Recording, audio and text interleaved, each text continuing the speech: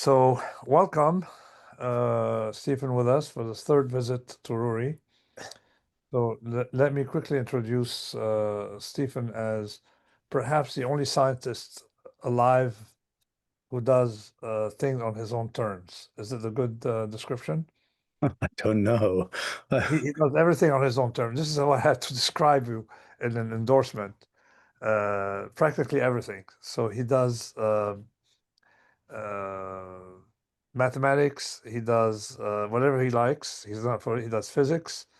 He does reinvent things, and he does it on his own terms, using his own methodologies, and it sort of works. And on top of that, he has skin in the game. And all of us here were addicted to Mathematica. We just had a session with Diego uh, on Mathematica, and I'm sure James, who attended, would support his candidacy to get the Wolfram Prize one day. Okay, so the best thing I could say. You could introduce Steve like I think was Sergey Brin, who had a business card saying founder for Google, a software company. You can say, founder of scientific software. No, the best thing I could say about Stephen Wolfram is that I usually I say I turn down prizes because I don't like prizes, okay, except for the Wolfram Prize, which I got. So I was honored with the Wolfram Prize. So aside from Stephen, I know one of his classmates in England. I won't name the person who said that he was still way above everything. And everything, and as I said, in Greek, and so everything. And sure enough, he has no degree, no high school degree, no university degree, other than a PhD from Caltech. So that's a description. So all of us here were trained, lived on Mathematica before some of you guys were born, even.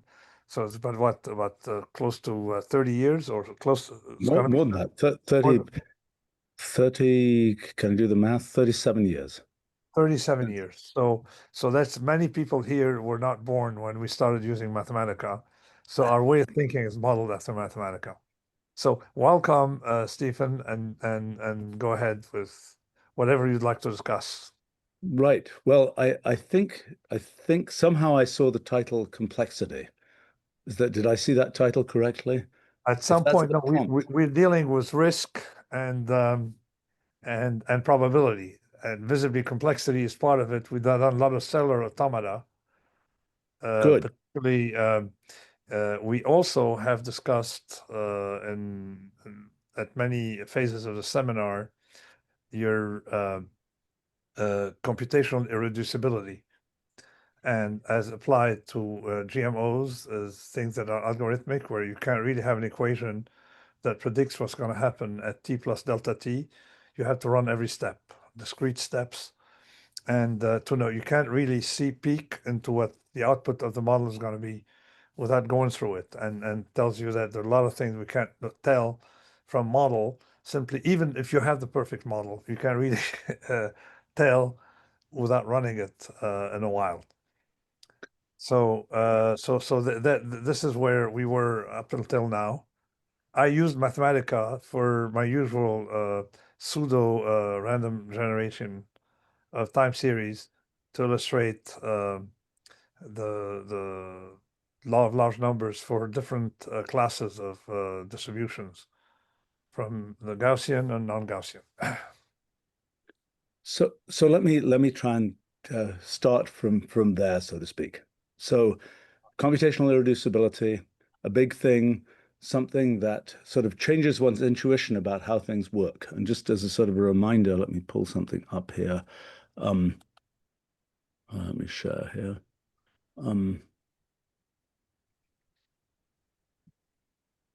So our sort of favorite example, Rule 30, very simple rule down at the bottom there, and and started off from just one black cell at the top. Question is, what's it going to do? First thing to observe is the rule is really simple, yet the behavior is not. And that's something which people who are making models of things and so on, they continually get this intuition wrong. It's an intuition that really surprised me back in the 1980s when I first discovered these things, that even very simple rules can do very complicated things. When you're making a model of something that's complicated, the instinct is, oh, I have to have a very complicated model to be able to model a thing that's that complicated. That intuition is often completely wrong. And that's something one kind of learns by exploring the computational universe. This is my sort of quintessential example of that. But the question is, if we run this a bit longer, the question is, what's this going to do? And as Nassim was saying, the big story here is this phenomenon of computational irreducibility, the idea that to know what it's going to do, there isn't really a procedure much more efficient than just running it for each step and seeing what happens. Now, one thing I might explain is, why is there something like computational irreducibility? What does it, why can't we jump ahead? Well, the story of particularly the physical sciences for the last 300 years or so has been, we really want to get a formula that lets us just say what's going to happen at all times. And this is saying something different. This is saying when we're basing things on rules that we can just run, we don't necessarily get something where we can just have a formula that says what will happen.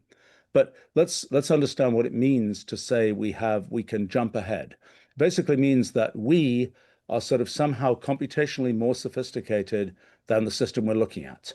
With the computations that are going on in our brains and our mathematics, whatever else, somehow can outrun the computation that's actually happening in this little Rule 30 system. So that would be what would be needed if we were going to be able to jump ahead and see what happens. But the big point is a thing I call the principle of computational equivalence, which says that above some very low threshold, it is typical for the computational sophistication of these systems that we look at, to be equivalent. So in other words, to say that if we think about our brains, think about our computers, our mathematics, that the sophistication of computations that can be achieved by those things is no greater than the sophistication of computations that can be achieved by this simple Rule 30 system. And that's why we can't jump ahead, because in order to jump ahead, we'd have to be doing a more sophisticated computation, but the principle of computational equivalence says we can't do that. Okay, so how can we sort of understand this principle of computational equivalence?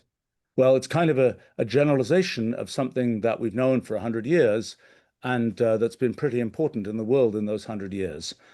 If we go back to beginning of the 20th century, for example, and we'd say to somebody, how do you make a computer that does addition? Okay, you'd make something, and maybe you make it out of electromechanical parts or something. There's an addition machine. Okay, let's make a machine that does square roots. Different machine.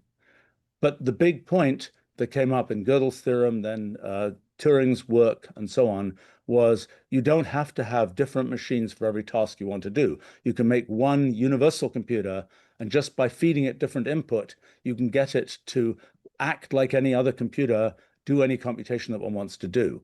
And that idea of universal computation has been really very, very important in the world, because it's the thing that makes software possible. It's the thing that makes everything that's happened with sort of the computer revolution possible. The principle of computational equivalence goes further than that statement. That's the statement that there are universal computers, means with enough effort, you can build a thing that acts as a universal computer. What the principle of computational equivalence says is that out there in the computational universe, the computational sophistication and universal computation are ubiquitous. And even something as simple to specify as the Rule 30 cellular automaton likely does that. We don't absolutely know yet for Rule 30, although we have pretty good reasons to believe it. We do know for another system, Rule 110, I'll show you a picture of that one. Where is it? Let's see, sorry,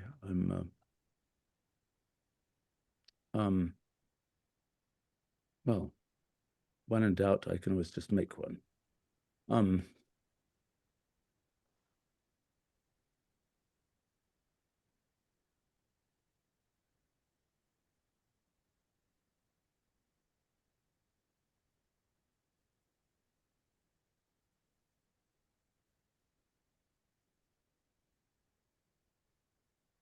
So this is an example of the Rule 110 cellular automaton started off from a random initial condition.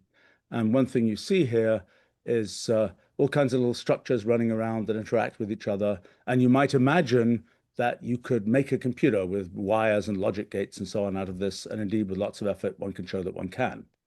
And so there are all kinds of, this is sort of what's happening is even a system whose rules are as simple as this is capable of universal computation.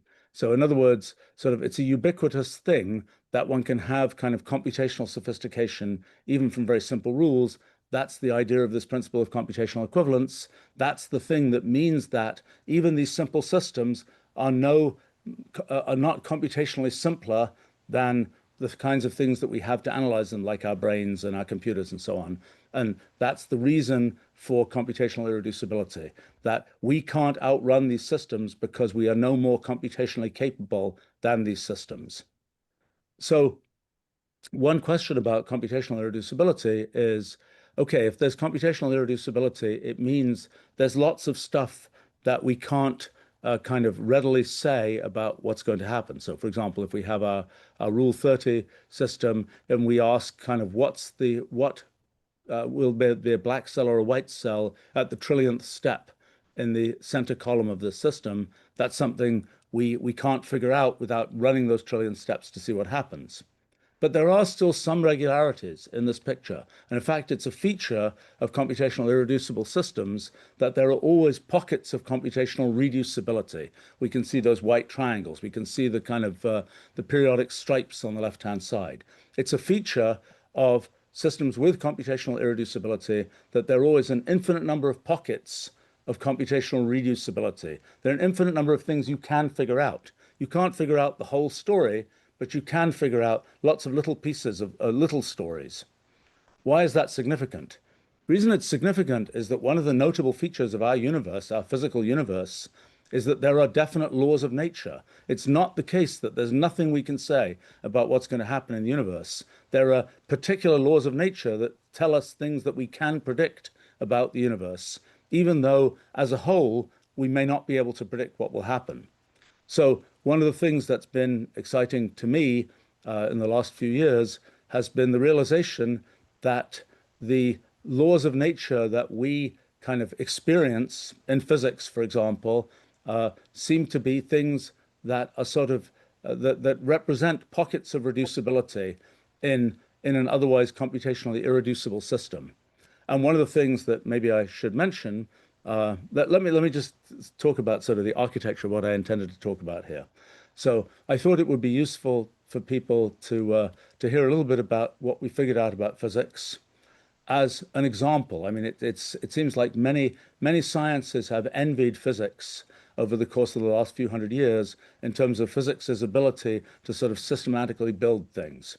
So I can tell you what we figured out now about physics. I think we've managed to make a set of advances that have been waiting for a long time to get made.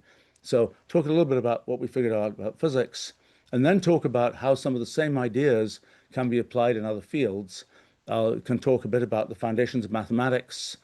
Gives us, again, some sort of conceptual framework for thinking about things. Then I could talk about some things I've done recently in foundations of biology. And then maybe we can talk about some speculations that I have about the applications of these things to economics. Now, I know Nassim believes there is no science of economics, and I agree with that current assessment from everything I can tell. The question is, are some of the new things that we understand about how to make science, could they actually give us useful things to say about economics? And maybe I have not figured this out, but I can tell you some things that I've been thinking about, and I'd love feedback on those things. But let's start off by talking about physics. So one of the things that is kind of one of the sort of big results, if we look at physics in the 20th century, there were sort of three big theories of physics that emerged. One was relativity and general relativity, the theory of structure of space-time. Another is quantum mechanics. And a third one is statistical mechanics, whose sort of biggest sort of result is the second law of thermodynamics, the law that tells one that things tend to get more random. If you start off with some kind of systematic mechanical work, you tend to end up sort of grinding things down to get random heat, to get just random motion of molecules. You tend to get systems in the world tend to go from order to randomness. So the question is, why does this happen? And people sort of had talked about this starting in the mid 1800s, and people got very confused about why this happens. I think we can finally understand it using the idea of computational irreducibility. So let's see. Let me show you some things. So what we're trying to explain here is how some sort of orderly arrangement of molecules in a box or something end up disordered. We can make all kinds of pictures here. We can show that's a 3D picture of kind of the motion of those particles.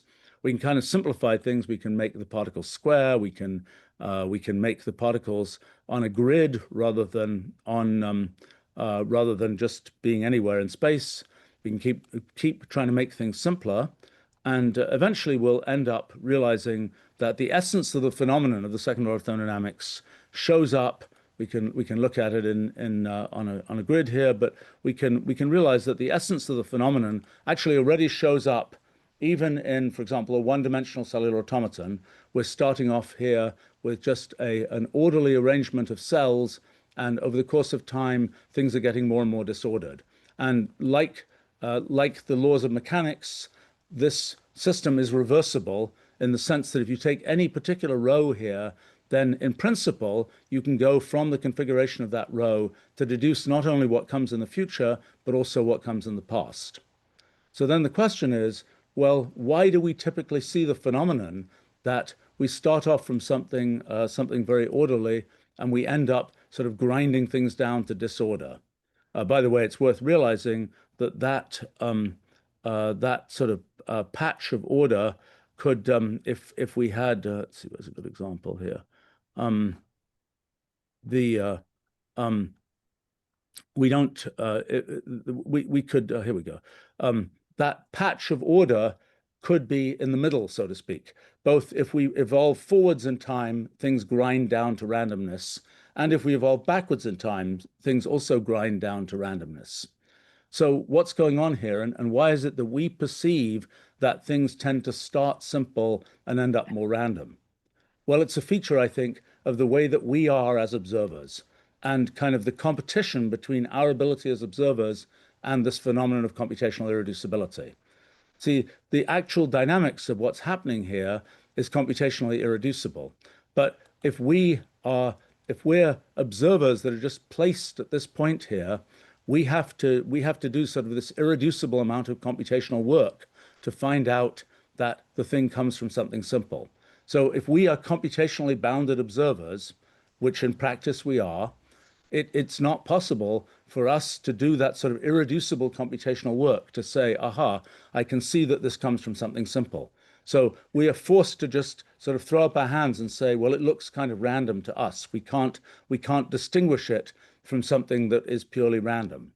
So that's why we say, for example, that entropy increases. Entropy is always a kind of a measure of the number of states of a system consistent with what you can say about the system. And in this case, what we can't say in detail this system came from that initial condition, because to do that, we'd have to do this sort of irreducible amount of computation.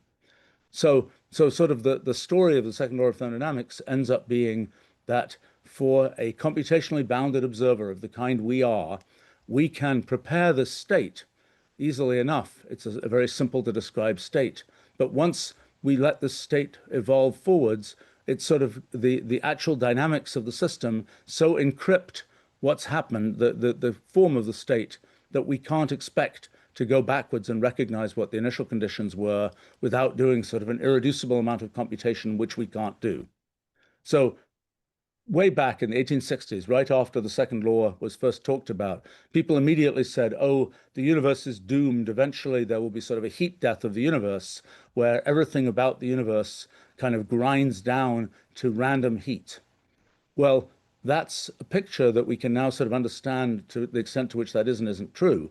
It is true in the sense that to observers like us, the universe will grind down to look completely random and look like it's just sort of random heat. But that depends on the fact that we are computationally bounded observers.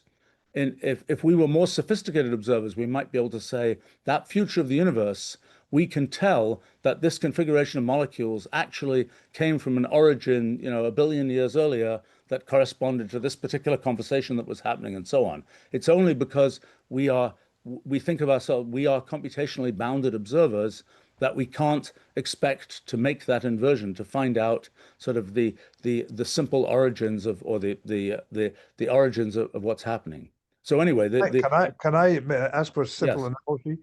Okay, if I put an ice cube on the table, I can pretty much predict how, I mean, easily predict with the tools we have, how that ice cube, what shape the final state will be in, means after it melts.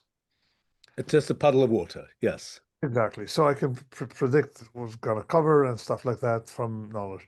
Now, from the water to the ice cube, I have a huge number of degrees of freedom, and I need more and more precision about the water, okay, to reverse engineer what kind of shape it was before.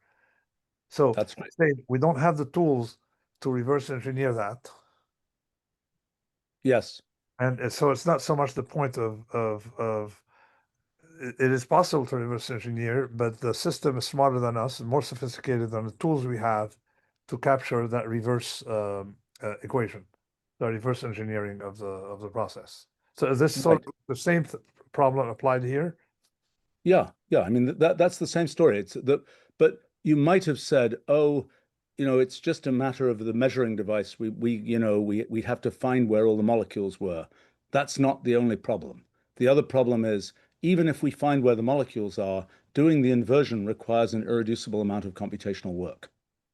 So in other words, it's not just a pure problem of measurement. It's a problem of deducing what the initial condition was, what the initial ice cube was from uh, even given the information about where the molecules are. But yes, so one thing to say about this setup is the details of what happens to these molecules. It's a computationally irreducible story. We can't predict it. The overall pattern of what happens, ice cube turns into water, system gas spreads out throughout the box and establishes a particular pressure or something. Those overall things we can discuss. We can find those are effectively our pockets of reducibility, the things we can say about the system. The second law is an example of something that we can say. It is something that we can say because observers like us conclude that the second law is valid.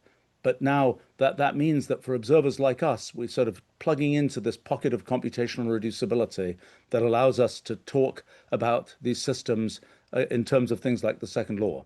So put it a different way, we might say, oh, we'll never be able to study the dynamics of fluids like water. We'd have to trace the dynamics of every molecule to figure out what happens in the water. But the fact is, certain things we choose to study, like the flow of water and the typical velocities and things like this, those things we can successfully study. There are aggregate laws that describe those things. Those effectively correspond to pockets of reducibility that observers like us can plug into when we're studying systems like that. So it's the fact that there are such laws for observers like us is a consequence of the fact that we are observers of the kind we are. If we were observers who could sort of sense every molecule and so on, we wouldn't believe there were simple laws of fluid mechanics. We would say, well, to figure out what a fluid does, we have to trace all the molecules. But because we are observers who are computationally bounded, there are things we can say that correspond to, for example, the laws of fluid mechanics. Now, exactly what the edges of what we can say are, that's not clear. For example, in fluid mechanics, we have phenomena like fluid turbulence. We don't know sort of how deep the rabbit hole of working out how fluid turbulence works is. We don't know how much that samples sort of the underlying computational irreducibility. But we know there are at least certain kinds of things that observers like us can say about fluids. we can pick off these particular features of fluids that are predictable. And the story of physics has been observers like us picking off certain features of the physical universe about which we can describe kind of simple computationally reducible laws. So it turns out, maybe I won't talk about this in great detail, but it turns out that this same kind of interplay between computational boundedness of us as observers and computational irreducibility of the underlying system turns out to be critical in deriving general relativity and in deriving quantum mechanics. Actually, we need to know one more thing about the way we are as observers to derive those things, and that's that we believe we are persistent in time. In our model of sort of the structure of space and so on, we are made of different atoms of space at every moment of time, yet we believe in our minds that we are experiencing sort of a single thread of experience that is persistent through time. Well, okay, I think I should say something about kind of the story of fundamental physics, because I think it's relevant to some other things we wanted to talk about. Let's see. Sort of the big idea. So, okay, the big idea that I started really made some breakthroughs with starting about 6 years ago now, has to do, first of all, with what is the universe made of? Back in antiquity, people were arguing forever about, is the universe discrete or continuous? And by the end of the 19th century, kind of the big news was matter is discrete, molecules exist. And then a little bit after, it became clear one could think of photons, light could be thought of as discrete as well. Beginning of the 20th century, most physicists believed that space would turn out to be discrete as also, but they never managed to figure out sort of technically how to make that work. 100 years later, I think we finally can. And so the story becomes thinking about space as this kind of network of what we can think of as atoms of space. The only thing we know about atoms of space is that they're distinct from each other and how they're related to other atoms of space. So we can draw this kind of graph, or really hypergraph, that describes the relations between atoms of space. And sort of the idea is that that's all there is in the universe, a giant hypergraph, a giant network that describes the relations between atoms of space. And everything that we experience, every feature of the universe, is just described in terms of the properties of this network. And we can think about this network as evolving through time. This network kind of represents the state of the universe. It evolves through time by having little rules that say, if you see a piece of network that looks like this, replace it by a piece of network that looks like that. And so progressively, we can start off with a very simple network. We end up with more and more complicated networks. The idea is that in the end, we'll have a network that represents the state of the universe as it is today. Maybe I can show you one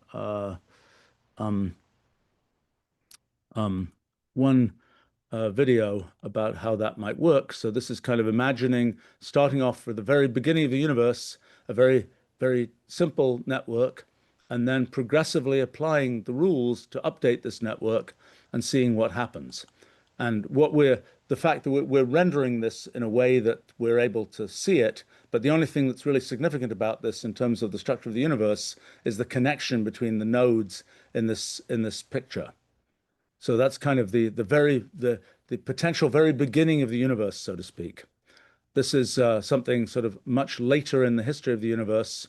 This is two little black holes, and this is kind of showing the structure of space as it's kind of being rewritten through these rules, and progressively we'll see phenomena like gravity. These two black holes will be pulled towards each other. Eventually they'll merge and we produce little ripples of gravitational radiation that seem to agree with what we would expect. So this is kind of the picture of how we build up the structure of the universe from this sort of pure computational infrastructure. We can talk about quantum mechanics. Quantum mechanics becomes a story of the fact that there isn't just one branch of history, but there can be many branches. There can be many different ways to apply those rewriting rules. And so we get something, let's see if I can show you this. We get something where instead of there just being a single path of history, we get many branches of history. and quantum mechanics becomes this rather elaborate story of how an observer who is themselves, their mind is effectively branching through many parts of history, how an observer like that observes a universe that's similarly branching. So in any case, the thing that we can start to do is to understand how the structure of space-time, quantum mechanics arise from these kind of underlying models, and the story of kind of what we perceive about what's going on keeps on being over and over again. It is observers like us with our computational limitations kind of observing things which are fundamentally computationally irreducible. It's that sort of interplay that ends up giving us the laws that we know from physics. Okay, so I have to talk about one sort of one thing kind of deeper in the rabbit hole of all of this investigation. It's the following thing. So when I was thinking about kind of how we might build physics from these very simple computational rules, the immediate question that jumps out is, okay, at some moment we have the rule. We can sort of hold it up and say, this is the rule for our universe. The obvious next question is, why did our universe get that rule and not another rule? So that's sort of a confusing thing. But then I realized the right answer is the universe doesn't have a particular rule. The universe, in effect, has all possible rules. Just as we're saying that quantum mechanics arises from applying the same rule in different ways, so also we can ask what happens if in the universe we apply all possible rules in all possible ways. So the result is we get this thing that I call the ruliad. The ruliad is the entangled limit of all possible computations. And so as an example, we can just, for example, we can take Turing machines and we could, for instance, just say, let's run not just one Turing machine, but let's run the rules for all possible Turing machines. Let's make the kind of network structure that we get from taking the state of one Turing machine, applying all possible Turing machine rules, from there applying all possible Turing machine rules. You might say, well, there's no structure that emerges from that, but actually there is, because of sort of the entanglement of these of what happens, that even two different Turing machines can end up producing the same state. So we end up, those equivalences end up making sort of an elaborate structure to this thing that is a representation of the sort of entangled limit of all possible computations. Okay, so what can we do with this entangled limit of all possible computations?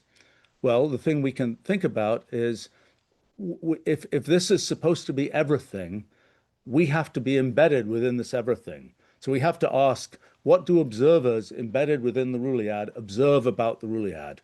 And the crucial fact is, it's not just any possible observer, it's observers like us. That's what we care about for figuring out the science that we're interested in. What do observers like us perceive in the ruliad?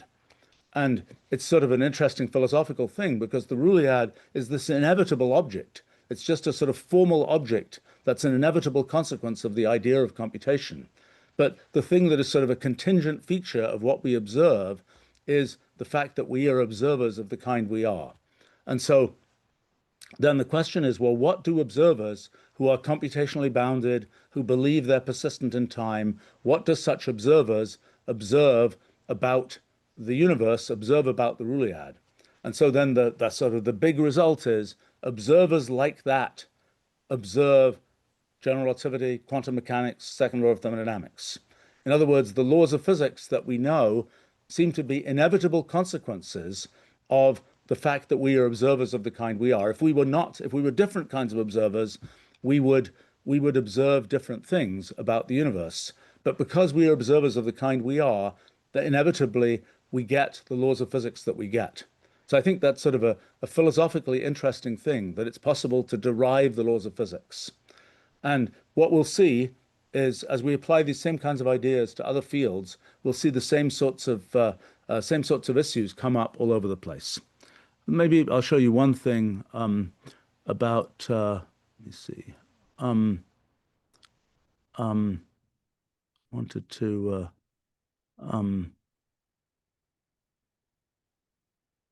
Show you an example of kind of that kind of gives you bit of a picture of sort of a corner of the ruliad and sort of our relationship to it. So let's imagine that we use, we're trying to look at sort of what do all possible rules lead to. One kind of sort of tiny way to think about that is to think about a generative AI and ask a generative AI to do something like here I asked it to make a picture of a cat in a party hat. So at the center is the picture of a cat in a party hat. And this sort of array is an array of kind of it's a tiny corner of the ruliad that represents the different kinds of things that that generative AI system can generate. This is basically a picture of the embedding space, the space of possible concepts that that generative AI can deal with. And the thing that we see is that, yes, we have the recognizable cat in a party hat in the center. As we go away from sort of Cat Island, we see more and more incomprehensible kinds of things that this generative AI is producing. And the way I tend to think about it is there's this whole vast space of things you can produce. And the concepts that we humans have chosen to talk about represent just a tiny part of that space. The vast majority of that space is what we might call interconcept space, kind of the analog of intergalactic space or something. There are small places where we have chosen to sort of colonize this space and introduced concepts, words, and so on for what happens there. But the vast majority of this space is kind of interconcept space that we have not yet explored. So, okay, let me mention, just because people might be interested, and I'd love to have lots of time here for discussion. So let me try and speed up in some of the things I was talking about. But let me just talk about what this kind of thinking means for mathematics. So in mathematics, you kind of imagine you are starting from certain axioms, and then you're kind of building up this picture of what's true based on those axioms. So we might have some axiom that says x dot y is y dot x dot y. So then we say, well, what can we conclude from that? Well, we conclude that these expressions are equal. These expressions can be transformed into each other by that axiom. We keep going, we can make a more and more kind of complicated network of things that are equivalent to other things according to that axiom. And in general, we can say, are those two expressions equivalent? Well, to know that they're equivalent, we have to find a path from one to the other. That path corresponds to a proof that one expression is equal to another expression. So we can write out that proof there. For example, this proof here corresponds to this much more circuitous path through this graph. So in a sense, we're thinking about sort of a version of mathematics that is just that corresponds to just a bunch of, well, we can think of them as theorems that are connected to other theorems by ways that we can deduce one theorem from another. So we can, for example, we could pick out some field of mathematics. Let's find one here. Sorry, I'm just yeah. Let's say here's an example where this is semigroup theory, where we're just starting from the axiom in green of semigroup theory, and we're deducing theorems that are true in semigroup theory from that axiom. So in effect, we can keep going. In the literature of mathematics, as humans have created it, there are about 3 or 4 million theorems that have been written down. But we can imagine just going out and starting from axioms and generating all possible theorems of mathematics. Let's do that, for example. Here's an example for Boolean algebra, for logic. We start off from some axioms for logic, and we keep building up sort of true theorems of logic. We're sort of building up eventually all of mathematics. Most of what we build up, we humans don't really care about. The theorems that we've sort of written down in textbooks are dotted around. It's very much like that story of concepts and interconcept space. The theorems that we care about are just dotted around the set of all possible true theorems. And so this is kind of what happens in this is what sort of meta-mathematical space looks like. Meta-mathematical space is full of theorems, but we are just picking out in the things that we choose to talk about in mathematics. We're just picking out a tiny piece of what's there. So actually, we can go and for example, we can start trying to lay out meta-mathematical space and saying, where are some notable theorems of mathematics? Where do they lie in metamathematical space? This is sort of an approximation to that. We can kind of start saying how are different fields of mathematics connected in metamathematical space.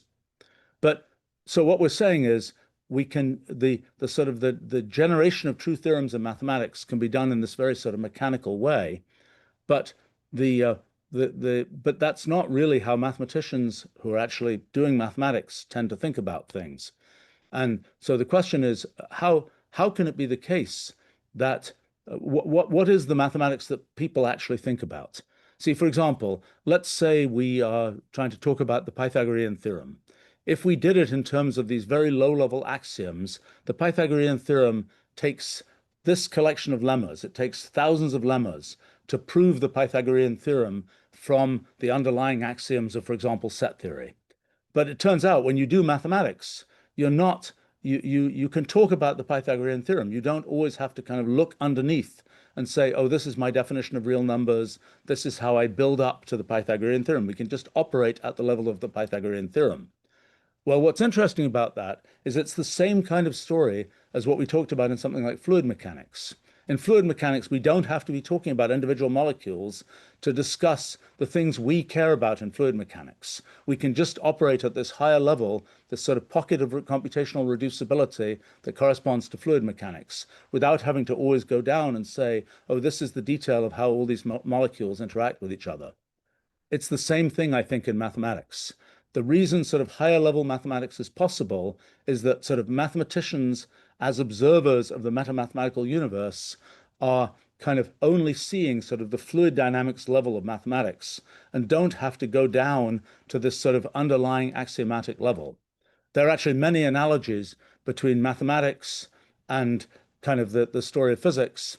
One of the most basic ones is that if we think about all possible theorems, all possible axioms for mathematics, we're basically describing the ruliad. The ruliad is kind of the mathematics you can make from all possible axioms of mathematics. And when we sample particular areas of mathematics, we're kind of taking particular samples of the ruliad.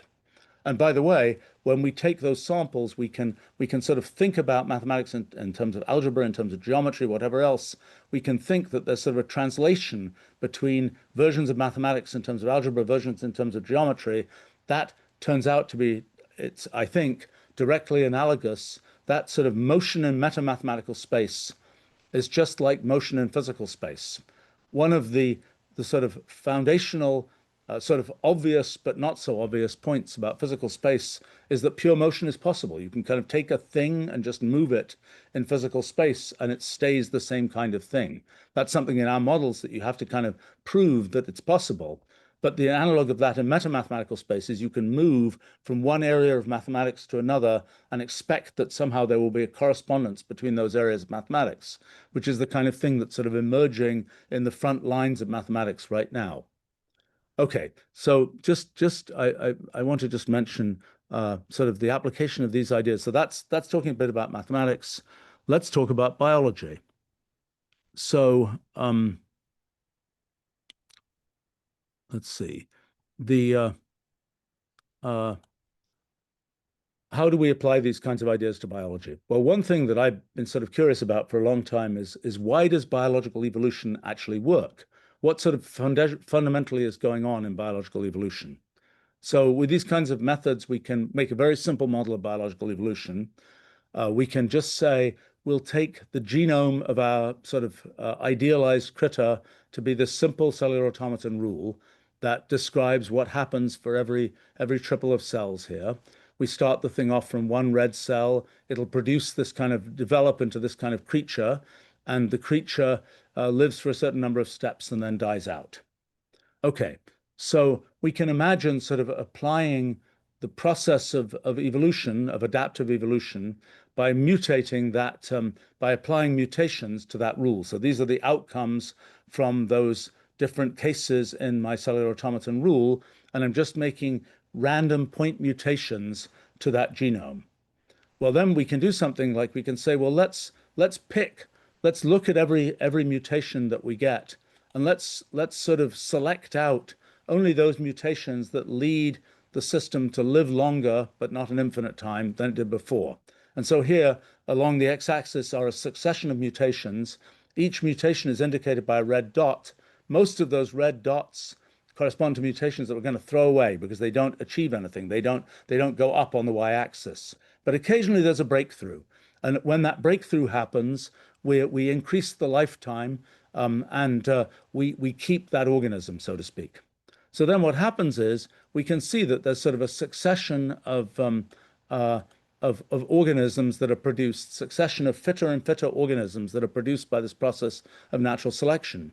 If we roll the dice and have different mutations, we'll get different organisms produced. The thing I find really interesting, and I think it's important, I actually think it's important for the story of economics, which maybe we can talk about, is that what's happening here is as we go through that process of adaptive evolution, these different rolls of the dice have sort of different ideas about how to live a long time.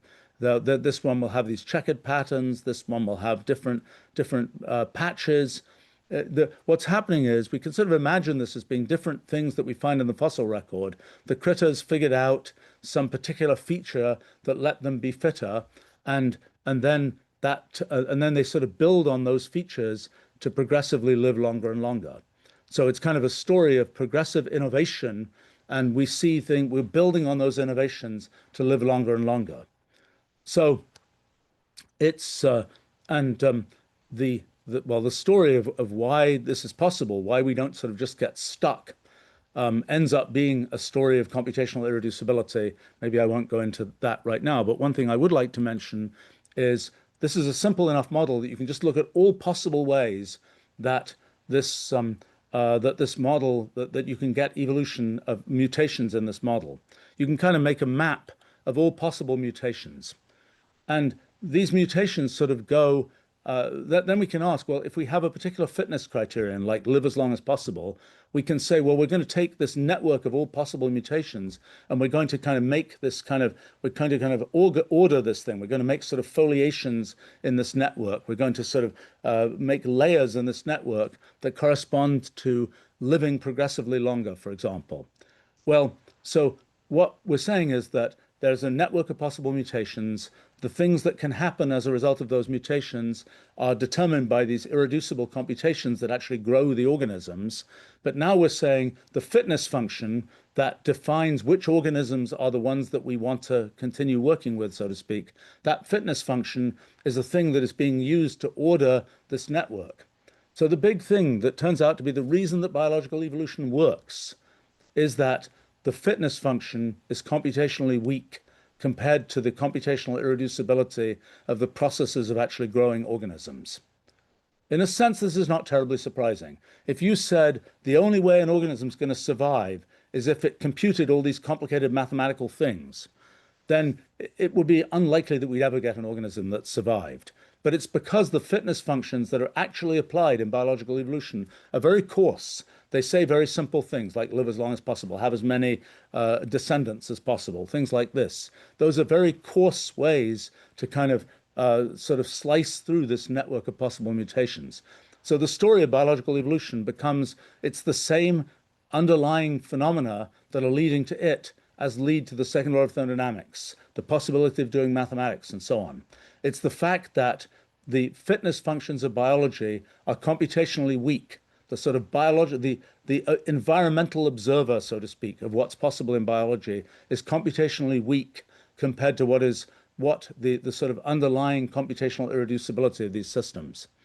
So in any case, that's sort of a picture of what happens in biological evolution.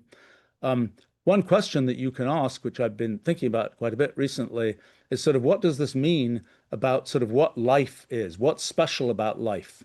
And one of the things that's kind of shocking is you can take one of these pictures of some elaborate, as a good example, well, here are a few examples of long-lived, evolved systems.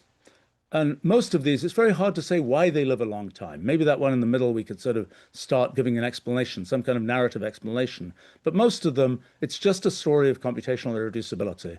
It's just you run the thing, it runs along, it happens to live 308 steps and then dies out. So how does this relate to our biology? Well, the sort of shocking thing is that I think our biology is just a story of computational irreducibility. If you imagine that this is some biological system, you can imagine a biology textbook that would describe how the system works. And you can even get an LLM to try and write a description of this pattern in the style of a biology textbook. And it sounds very realistic. It starts talking about, it'll give a name to every little blob here. It'll give it some name, and you could, if you're trying to get an A in your biology test, you'd memorize all of those names. But in the end, that story of biology is just a story of talking about, of sort of describing narratively a thing that is a piece of computational irreducibility. It happens to be a particular piece of computational irreducibility that's important to us humans because it's the way that we're made. But it is, from a more abstract point of view, it is a very arbitrary piece of computational irreducibility that doesn't really have a narrative way to be described.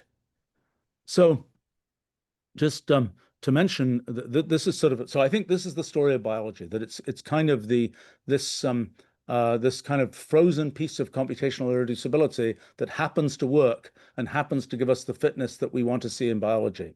There are a bunch of other questions about how we can distinguish things that have been adapted from things that have merely been chosen at random. That's something I'm working on right now. In fact, Willem Nilsson, who I think is with you guys, is working with me on this particular topic. We're sort of hoping to find a way to have a general theory of biology. Biology hasn't really been a very theoretical science. It's been a science where people mostly just say there isn't a theory. We just have to describe what happens, do these clinical trials and so on to find out what happens.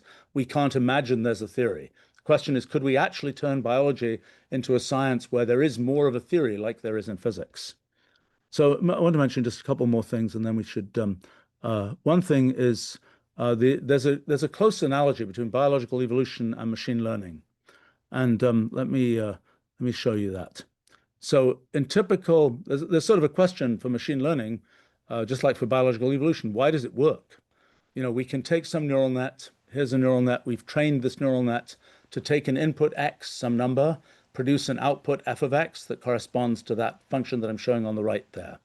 And we can go through and we can say if it has one input, it'll go through and compute a value of the function here. Another input, it'll compute that value there.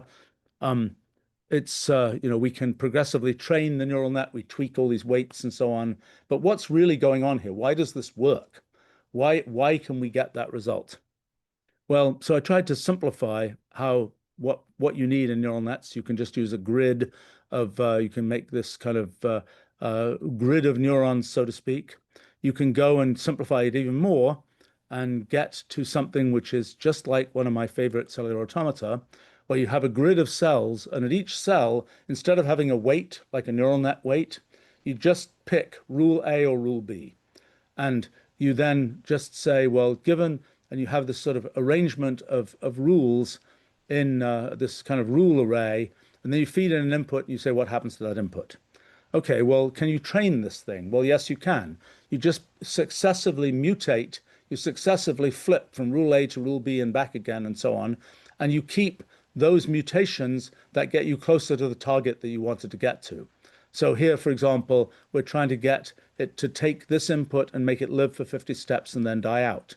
And we progressively mutated the background so that its arrangement of rule A and rule B is such that this happens here. And we can look, this is kind of a fitness curve. If it was machine learning, this would be a loss curve, and we tip it upside down. We're seeing that as we make progressive mutations to that background, we're getting closer and closer to the thing that we wanted to achieve, which was, I think, here to live for 40 steps or something. Well, actually, this is the loss curve for that particular case. Okay, so we can roll the dice a bunch of different times, and we can get these kind of different ways to different training runs, so to speak, to achieve the objective we want to achieve. Some of those training runs, it's very easy to explain what happened. This one here, it's easy to explain what happened. But most of these are kind of a story of irreducible computation. And I think what emerges from this is kind of a picture of machine learning. What machine learning is doing is it's doing the same kind of thing that biological evolution does. It's making use of the fact that there are all these lumps of computational irreducibility. It's finding the ones that happen to fit the objectives that it's trying to achieve. So kind of my picture of machine learning now and how it relates to, for example, programming and engineering and so on, my picture is you can imagine you're trying to build a wall. Imagine the objective is build a wall. Well, one way you can achieve that is you make a bunch of bricks and you very carefully arrange, one brick on top of another to sort of engineer this wall. Another thing you can do is just pick up rocks off the ground and just say, well, this rock more or less fits in here, this rock fits in there, and build up a wall that way. That second thing, the stone wall kind of approach, is, I think, what machine learning is doing. It's picking up lumps of irreducible computation implemented as neural nets, fitting them together to achieve the fitness objectives we're trying to achieve. So if you start asking questions like, well, why did the neural net do that? That's not a question you're going to be able to answer, because it's just because there happens to be a lump of irreducible computation that happened to get picked up in the training process and it fitted in and managed to achieve the fitness objective.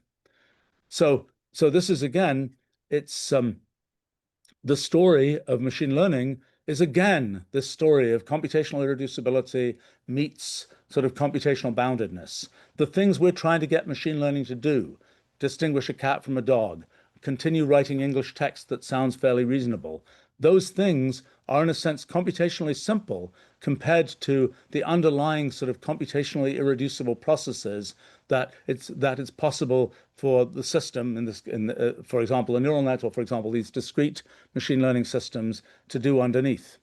So in a sense, we're sampling just this tiny slice of what is computationally possible in the things that we see.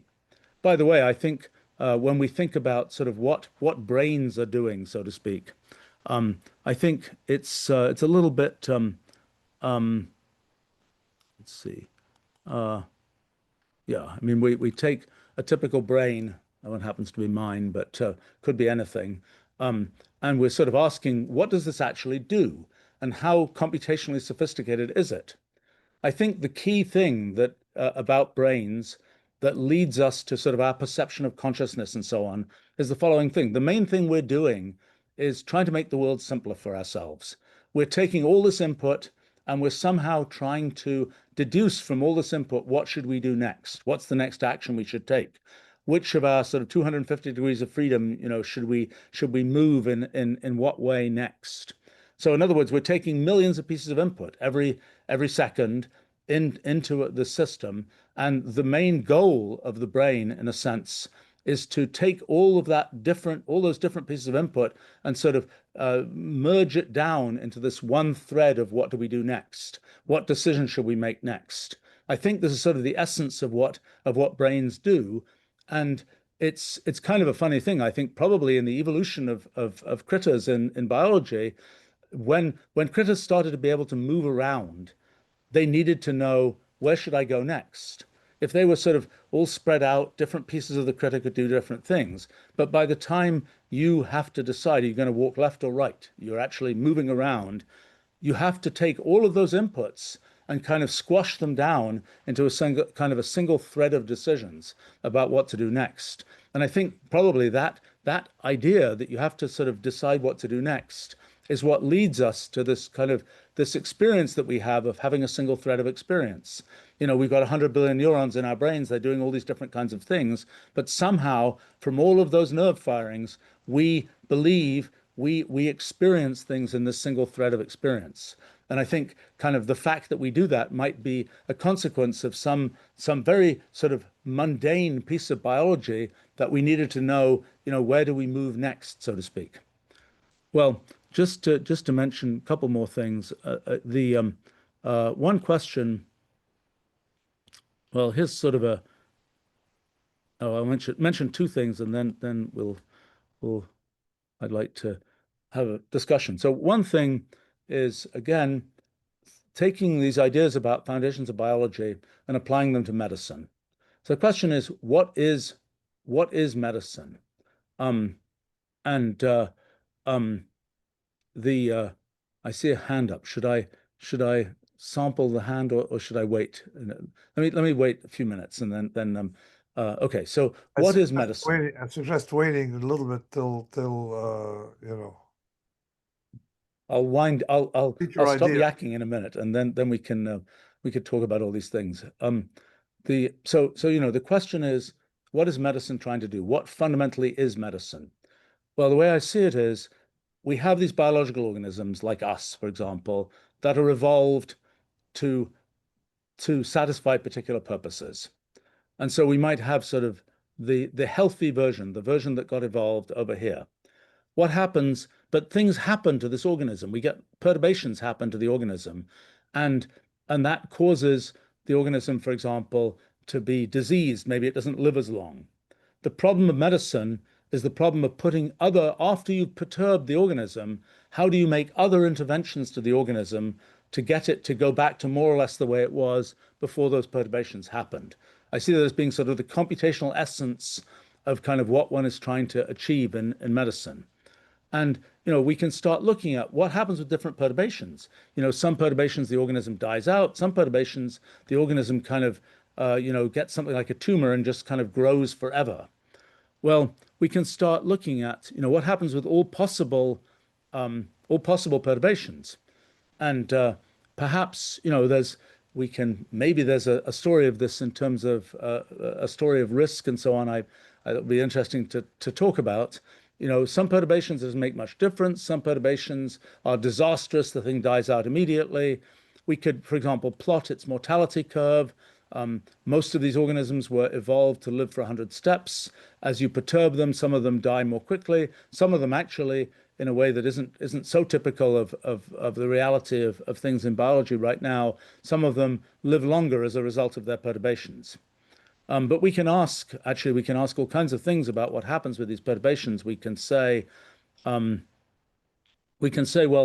if we were just doctors who were looking at the outside symptoms of a perturbation, we could say, well, maybe all we see is the outer boundary, the outer shape of this pattern that was produced. We can ask, for example, how common are different shapes? Actually, there's a funny power law that you see for kind of how common particular shapes are after you make perturbations. And this is sort of showing us something about the distribution of diseases. We can make kind of a machine learning feature space plot of kind of where the different perturbations, what you get out from those different perturbations. And what we see is something that's kind of not too surprising, sort of from anecdotal observation of medicine. There are places where there's sort of definite diseases, and there are places where there's sort of a continuous gradation from one kind of disease pattern to another. And so we can start asking questions in this model about things like, to what extent can we identify separate diseases? To what extent do we have, what's the kind of overall structure of the, like we might be, this is kind of a tree version of diseases, a bit like the ICD codes that are used to classify human diseases. But anyway, we can go on and look at lots of kinds of things here. But the main point is this is sort of a computational idealization of the problem of medicine. The problem of medicine is how do you go in and fix the results of those perturbations? It's hard because there's a whole bunch of computational irreducibility involved. Medicine kind of is trying to do the thing of sort of reversing computational irreducibility. It's probably easier to do sort of regenerative medicine where you just start again and start sort of regrowing something than it is to go fix the thing that's already there. At least that's what the implication of this kind of computational idealization of medicine seems to suggest. Well, just one more thing I might mention. It's a recent thing I was studying, is a question of if we're trying to build things, humans trying to build things, what's the comparison between our efforts to build things, the kinds of things that happen in biological evolution, the kinds of things that happen just out there in the computational universe? So I looked at something that actually I've never been a big fan of, that the game of life cellular automaton was invented back in the end of the 1960s. And people often sort of talk about it as, oh, it's an example of how you can get sort of complicated behavior from simple rules. And then they show a picture of this thing, the glider moving across the screen, which is profoundly not an example of complicated behavior. But it turns out when you look at kind of game of life with sort of better visualizations, this is kind of what happens over time. And this is sort of a 3D picture, a space-time picture of what's happening. It's a story that's very similar to all these other cellular automata. It's something where simple rules, very complicated behavior. But one thing that we have in the game of life is 60 years of hacking on the game of life, 60 years of people trying to produce particular structures that do particular things, structures that are periodic, structures that produce, that progressively emit those gliders and so on. We look at those structures, these are things that were engineered. These are things that people built to achieve things in the game of life.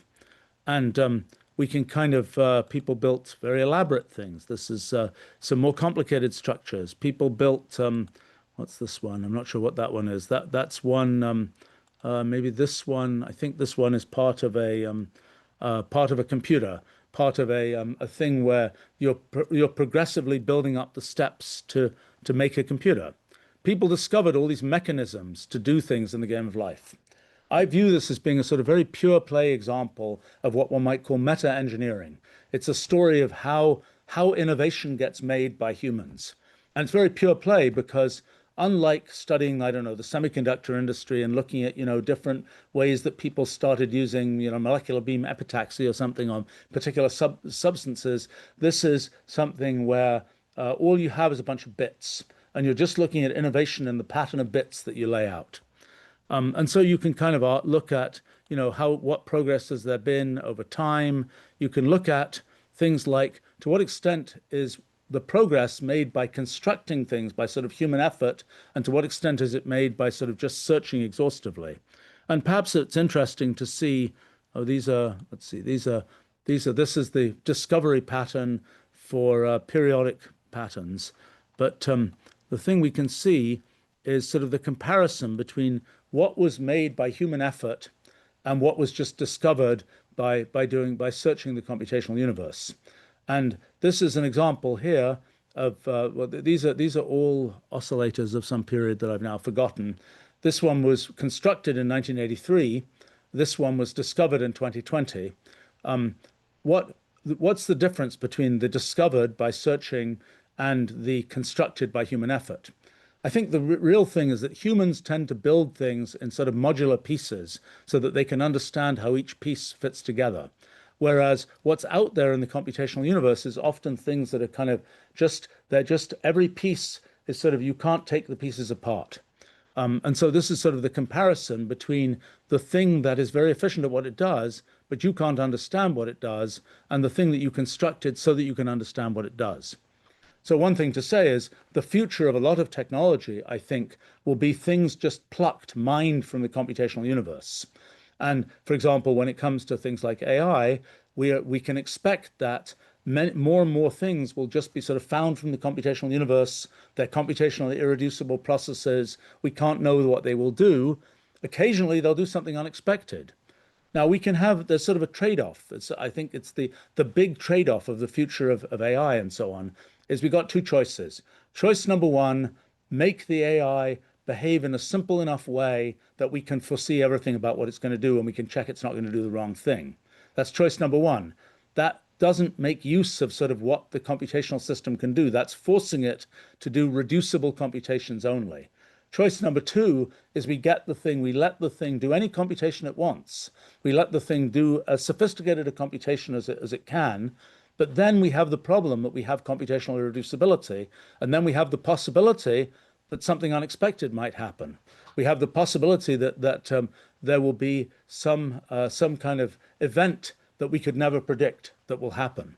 And so we have this choice, and we can say we want the world to be predictable. We want to have kind of industrial revolution era technology where we can see where every cog and lever goes.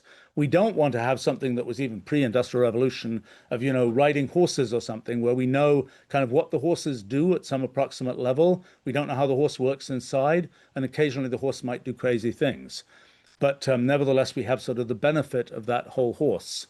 And that's kind of the thing that sort of the irreducible computation of AI might lead to. I could talk, maybe we should have some discussion here, but I can try and say the things that I have been sort of vaguely thinking about economics. Just say a few words about it, and then people can attack them, which is what I want to hear. So the question is, what is valuable in the world? So I'm making a claim that one of the valuable things in the world is computational reducibility. So in other words, you can, the world can be in sort of the sorry, I'm trying to unshare. Here we go. The kind of the world is full of computationally irreducible processes. But the thing we really want to do, the thing that really adds value for us, is to find these pockets of reducibility. Why? Well, we could have all the parts for an iPhone or something, and we could go through the whole process of assembling it and things like this. We want to kind of know that there's this thing we can make that is the whole iPhone. That's sort of a piece of reducibility. We're kind of jumping ahead to make the whole iPhone, so to speak. So my claim, my proto-claim, which is subject to attack here, is that sort of the core source of value in the world is sort of finding these ways that we can jump ahead from sort of the generic computational irreducibility and do things that we can do much more quickly than just sort of letting every step happen. And why do we care about this?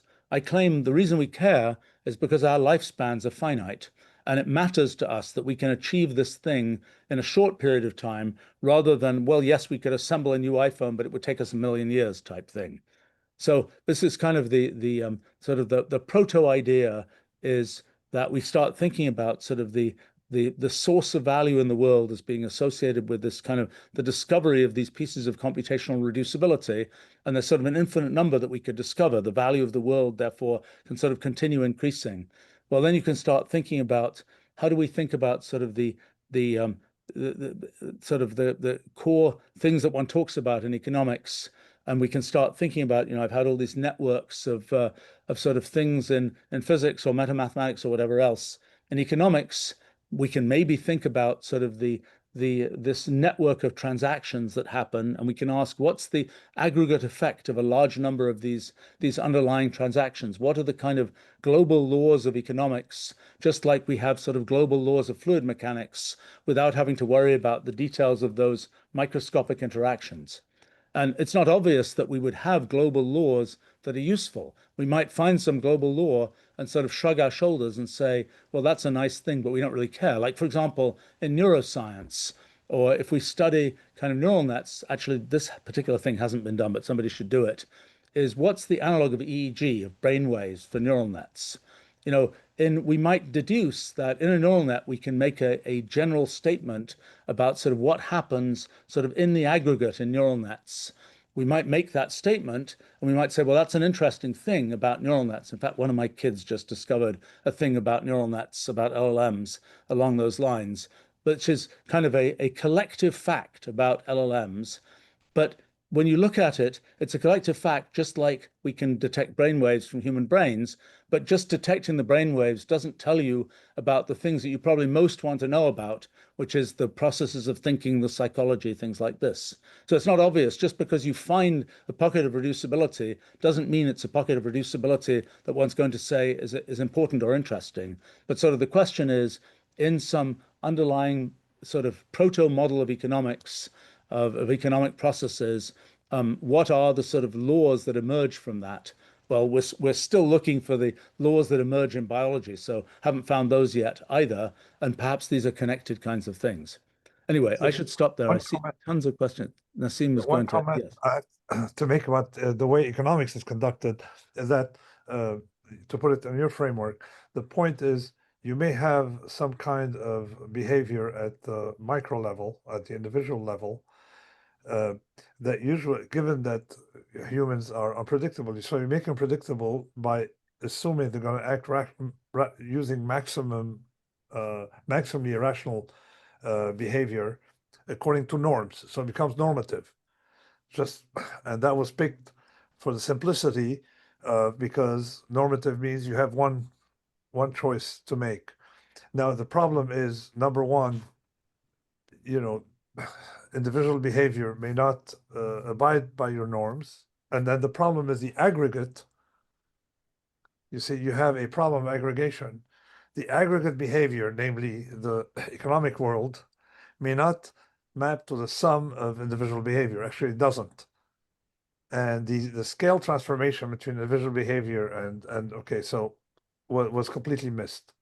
Now the correction to economics coming from behavioral science by saying no, we're idiots, but in a predictable way, Kahneman, Tversky, all of these, is actually worse, because that we know it doesn't aggregate. So in other words, we can all be irrational, but the behavior of the price, okay, under some rules, would be independent of whether we're rational or irrational. So the problem is we've been unable to flow from the micro to the macro, okay, because number one, the rules don't aggregate, and number two, because you have to impose some kind of rules on individuals that they may not have. So this is what where the state of economics has been over the past, I would say, since I would say Adam Smith, Ricardo, since that school of thought. Well, but this question about aggregation, I mean, I feel like, so I don't know how to solve that, but it seems like it's the same kind of question that we have in lots of these other kinds of systems. How does some underlying rule, some underlying behavior aggregate to something large scale? I don't know how to solve it, but I like that formulation because it seems like that feels like a kind of formulation where we might be able to make some progress. Okay, I mean, I think, so yeah. not to take the time of my friends here to finish, I'm going to say what we do is by observing at the macro level we have a few. I mean, we look at a few constraints on a process, because constraints on a process are wonderful, and we look at what are the constraints on the contrast, and we have an idea of the statistical properties.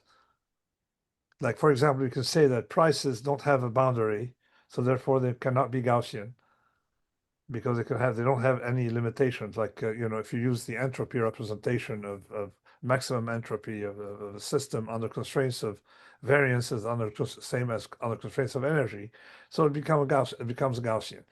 But here we don't have the same constraints. So play with that and observe what we have, and effectively we live under fat tail, which is where this is how I got your prize, all right, using Mathematica for a lot of these things. So this is under fat tails. We have an idea that under fat tails we got to have some way of thinking. So still it is artisanal even when we use scientific tricks. So, one thing you said there particularly interesting. I mean, this analogy or lack of analogy with thermodynamics and with this sort of the Gaussians that come about in statistical mechanics and so on. I think that's the same kind of issue that comes up in biology, where biology has this additional feature that there has been some adaptation of the rules. It is not the case in ordinary statistical mechanics. You're talking about ensembles where you're just picking the initial conditions at random. In biology, you're not picking the rules quite at random. You're picking the rules with this constraint that they are somehow adapted to a coarse fitness function. So I don't know what that means for the sort of aggregation. I don't know what that means for the aggregation in biology. I haven't figured that out yet. But, it kind of gives one the sense that there might be some form of ensemble that makes sense in the economic case that isn't just the simple kind of Gaussian add things up type of approach. I mean, yeah. I mean, there's much to figure out here. I'm just trying to I'm trying to see whether some of the intuition and methods that we have might actually have something to say about this economic case. Anyway, we should take some of these questions and maybe people have. Raphael, do you want me to run the questions, or you want to run them yourself, basically? I think I can go through this. So Raphael was first. Hi, Steve, and thank you very much for this presentation. I'm sure Robert Fry's theory about roamers and stayers, for the survivorship of large populations, where you get a majority of people who are very conservative and just want to go on with things they are used to do, and a few crazy people who explore the world with little chance of finding something. But without those, the large population would eventually die out. And I feel like, there is something similar when you say, those areas of uh, reducibility, which reminds, when you have a large company of, you need to have creative people, and you need to have like obeying people who just follow the system. And that's valid, for animals, it's valid for humans, and for these new entities that are AI that's coming. So we need to have a few creative people who are precisely computationally irreducible, and a vast majority of so the economic value will come from that mix where you have a majority. Do you see, do you think that it's only we should keep as humans the control of this creativity, or that whatever happen, AI will take its share of creativity, and even though we will try to favor for economic growth a portion of what you call computationally reducible? Well, it's interesting. First of all, I didn't know Robert Fry's theory, and I want to learn more about it. So that's that. But I mean, this question about creativity and so on, and AI, I think sometimes this gets a bit confused because it's really easy to be original, creative, original. It's you just throw a random number and you've got something, and that random number you can turn that, you can make that some rule for some system, and you can produce all kinds of elaborate behavior from this thing that you picked at random. You can just jump anywhere in the computational universe and you have a new creative original thing. The problem is, do we care about it? I mean, it's like what I was sort of showing in the mathematical case. You can spew out theorems to your heart's content, but most of those theorems will not be ones that anybody sort of identifies and gives a name to. Similarly, you can generate pictures, and most of them won't be things for which we have words. So I think the story becomes kind of, how with the AIs, for example, most of the behavior of AIs will be incomprehensible to us. The AI civilization will be doing all kinds of crazy things that we don't understand, and but also we probably don't care about. It's similar, I think, to the experience with the natural world. The natural world is doing all kinds of things that are complicated and we don't yet understand, we don't really care about. There are particular features of the natural world that we choose to make use of and choose to care about. And I think that's the story of sort of the I don't know, the growth of what we'll see with sort of AI is it's easy to be original. It's what matters is kind of how we expand our sort of civilization, so to speak, to think about those things. And I think also when it comes to thinking about jobs, what do we humans actually end up doing? What you see historically is, you look at the pie chart of what were the jobs that were being done in the US. Back in the 1850s, it's the big part of the pie is agriculture. That got automated. As the economy develops, what seems to happen is finer and finer gradations. The pie gets sliced into finer and finer pieces. My feeling is what's going on there is that sort of on top of that automation is the question of, well, what do we want to do next? And that's an arbitrary choice.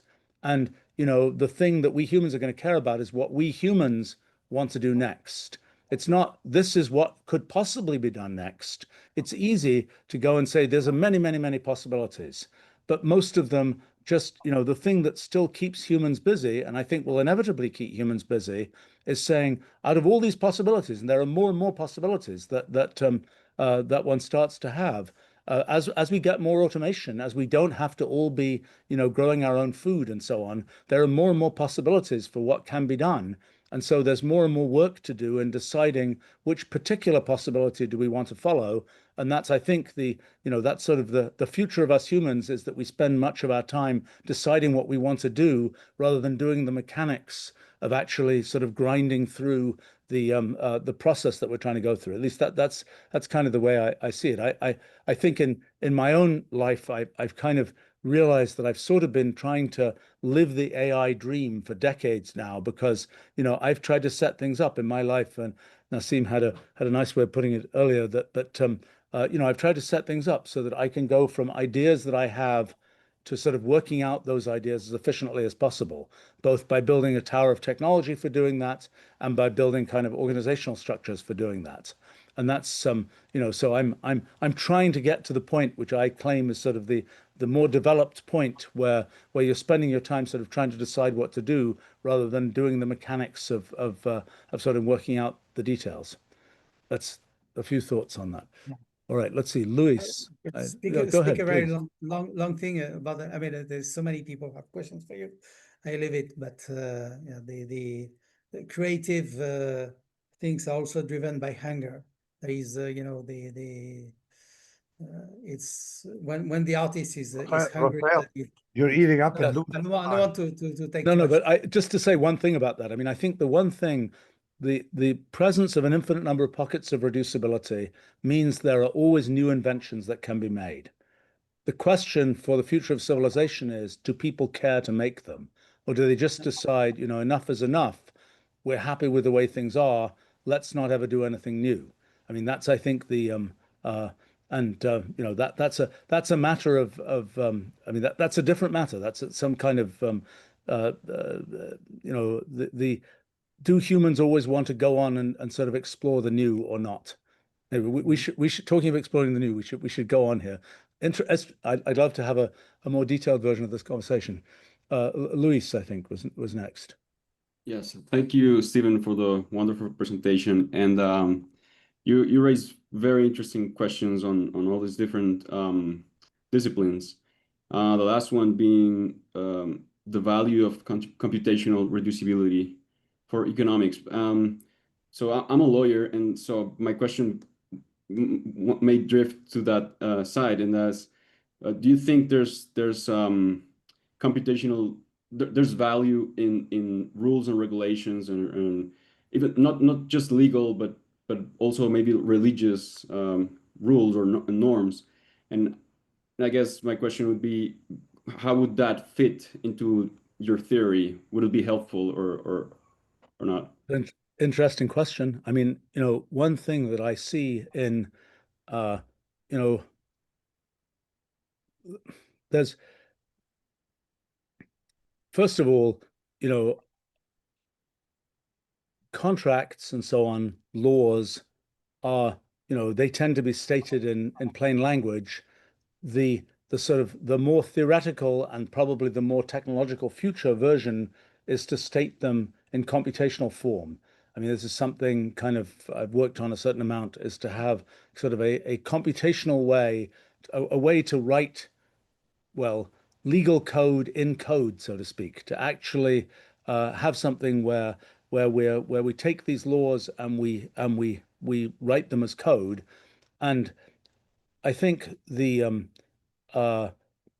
question you can then ask, well, it's complicated because laws, okay, some kinds of things are sort of a representation of procedures that are like rules that can be applied. Once, if you have some process that's defined for doing something, then those the thing you've written down in the contract, the contract you write might just say, when this happens, this and this and this and this and this should be done. That's one form of it. That's like the rules which you can just run and see what it does.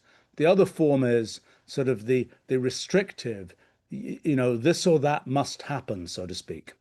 And I think, I mean, I'm thinking, there's a big story here about sort of computational irreducibility and so on with respect to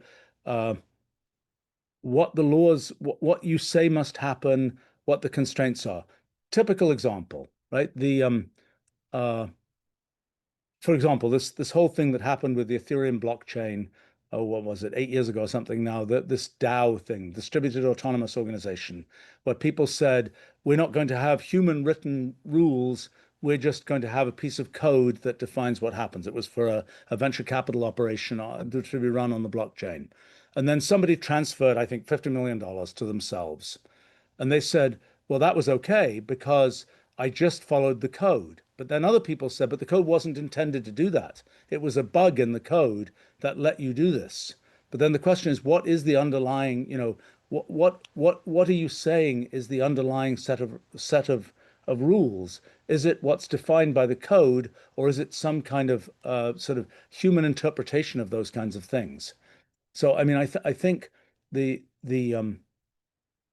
question, this whole issue of kind of, are there, when you give, well, okay, so I think the main thing to say here is I think computational irreducibility makes it, sort of tells you that a complete set of laws is impossible. That is, if you say, I only want the world to work in the way that I want it to work, and I'm going to achieve that by putting in place this law and that law and that law, you'll never be able to succeed that way. You'll always be having unexpected things happening, and you'll be patching it with another law, so to speak. So I think this idea that there would be kind of the super laws that will just sort of resolve everything, for example, get the AIs to only do the kinds of things we want. I think that this is kind of telling one that just can't work. That you're really stuck having to have, a complicated set of laws that progressively patch things, rather than the sort of super law that just says this is the platinum rule that makes everything just work. A few thoughts on that. So it's a good question, and I haven't thought about it as much as I might. Let's Joshua. Hey, Stephen. Yeah, thanks so much. So you mentioned that, does humanity want to keep inventing? And that's a question from my perspective as an ecologist. I see there's a kind of complexity humanity need to get to allow for a greater probability of persistence across time. So let's assume we do want to keep inventing. So then how do we find these pockets of irreducibility? What about creating some kind of objective novelty index that assesses contributions by a dissimilar one to a human corpus, but also in a functional manner that connects to this a particular understanding of complexity? Like, could we create such a novelty index? Yeah, I've been curious about this. I mean, so if you saw those examples of biological evolution, you kind of, you get one result, you kind of build on that result using certain quotes, ideas from the previous result. How do we capture this notion of ideas that you're using? I don't know yet. That's a really interesting question. Clearly, if we could have a good criterion for that, we will be able to, there are all kinds of legal type situations where we're saying, what was the contribution of this piece of intellectual property on top of that one, and so on. I don't know how to do it. I think it's an interesting question. I'm somewhat hopeful that we have a lot of raw material, and some of what I was trying to do in that Game of Life study was to try to understand something about sort of the arc of typical human creativity, and how it compares to sort of what we find by just doing pure adaptive evolution and so on. It's a good question. I don't know the answer. Andrew. Okay, I'll keep thinking about it. Thanks. Yeah. Stephen, nice to see you again. This is a chicken or egg question. With observers like us and the ruliad and computational irreducibility, reducibility, and equivalence principle, which came first and who determines which is higher? Well, okay. So depends what you mean by which is higher. I think the principle of computational equivalence is kind of, so what I think is probably the case, and I haven't done it yet, is that there is an almost philosophical derivation of things. I mean, the way I've actually looked at things involves, hypergraphs and hypergraph rewriting and all kinds of mathematical physics type ideas. But I think there's probably a way of deriving the core things that I'm talking about just from the principle of computational equivalence. Then everything follows. The fact that the ruliad must exist follows. All kinds of things follow. The only thing that doesn't follow is that we happen to be the way we are. Just like we can't derive the fact that we're on this planet rather than on something in a different part of the universe or whatever else. that's a contingent fact. So is that But- just a random mutation of us being here? Is that just pure randomness? Well, the first question is, can something like us exist in the ruliad? That's a reasonable, scientifically addressable question. I think that question ends up having lots of tentacles that are kind of interesting. In fact, my guess is that something that I didn't expect is that features of life are important for having observers like us. So, for example, the fact that there are many of us who are fairly similar, who are similar enough that we can take concepts and sort of share those concepts. If there was only one mind in the universe, so to speak, we would have a very different sort of experience. We wouldn't imagine the idea of objective reality because there's only one mind. But the fact that there are many similar minds which relies on things like self-reproduction, which is a very specific lifelike phenomenon, so to speak. I think these things are more important to the possibility of observers like us than I at least had at first imagined. But I think that there's going to end up being sort of an almost philosophical derivation of all of these things. Now, just to throw something even more conceptually complicated wrench in the whole thing, the ruliad is a story of computation of the kind that things like Turing machines and our current computers and so on can do. But we can always imagine hypercomputation, where we just have a black box that solves in finite time something that would take a Turing machine an infinite time to solve. And we can make a hyper-ruliad that is full of those hypercomputations. And so then we have to ask why, we might ask, why are we in the ruliad and not in the hyper-ruliad? My guess is that it doesn't matter. To an observer, a hyper-observer in the hyper-ruliad has the exact same experience that an ordinary observer has in the ordinary ruliad. But this is, there's lots of both philosophy and science that still has to be worked out about this. But that's my initial take, is that the most core thing is this idea of the principle of computational equivalence, and that other things flow from that. Thank you very much. Let's see, Lucas. Hi. So I was curious with regards to, you mentioned there were two choices that we could take with machine learning and AI in general, which is just forcing them to do reducible computation or irreducible computation. I don't imagine that we are only gonna choose choice number one. I would imagine that we would try to do controlled experiments with the irreducible computations.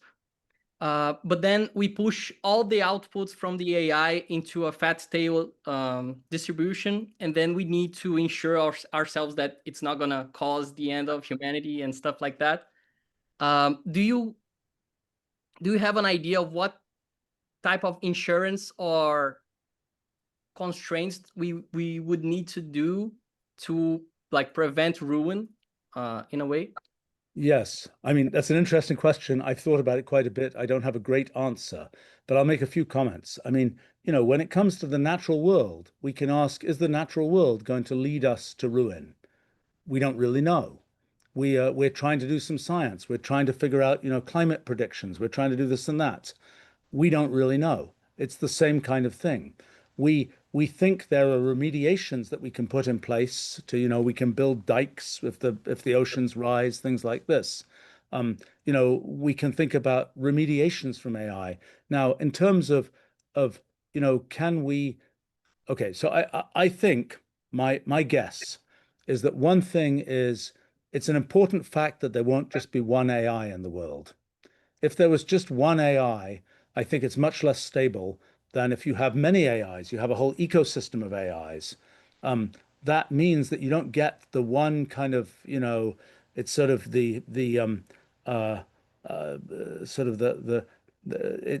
it has this kind of dynamic stability that we see in typical ecosystems. That's one thing.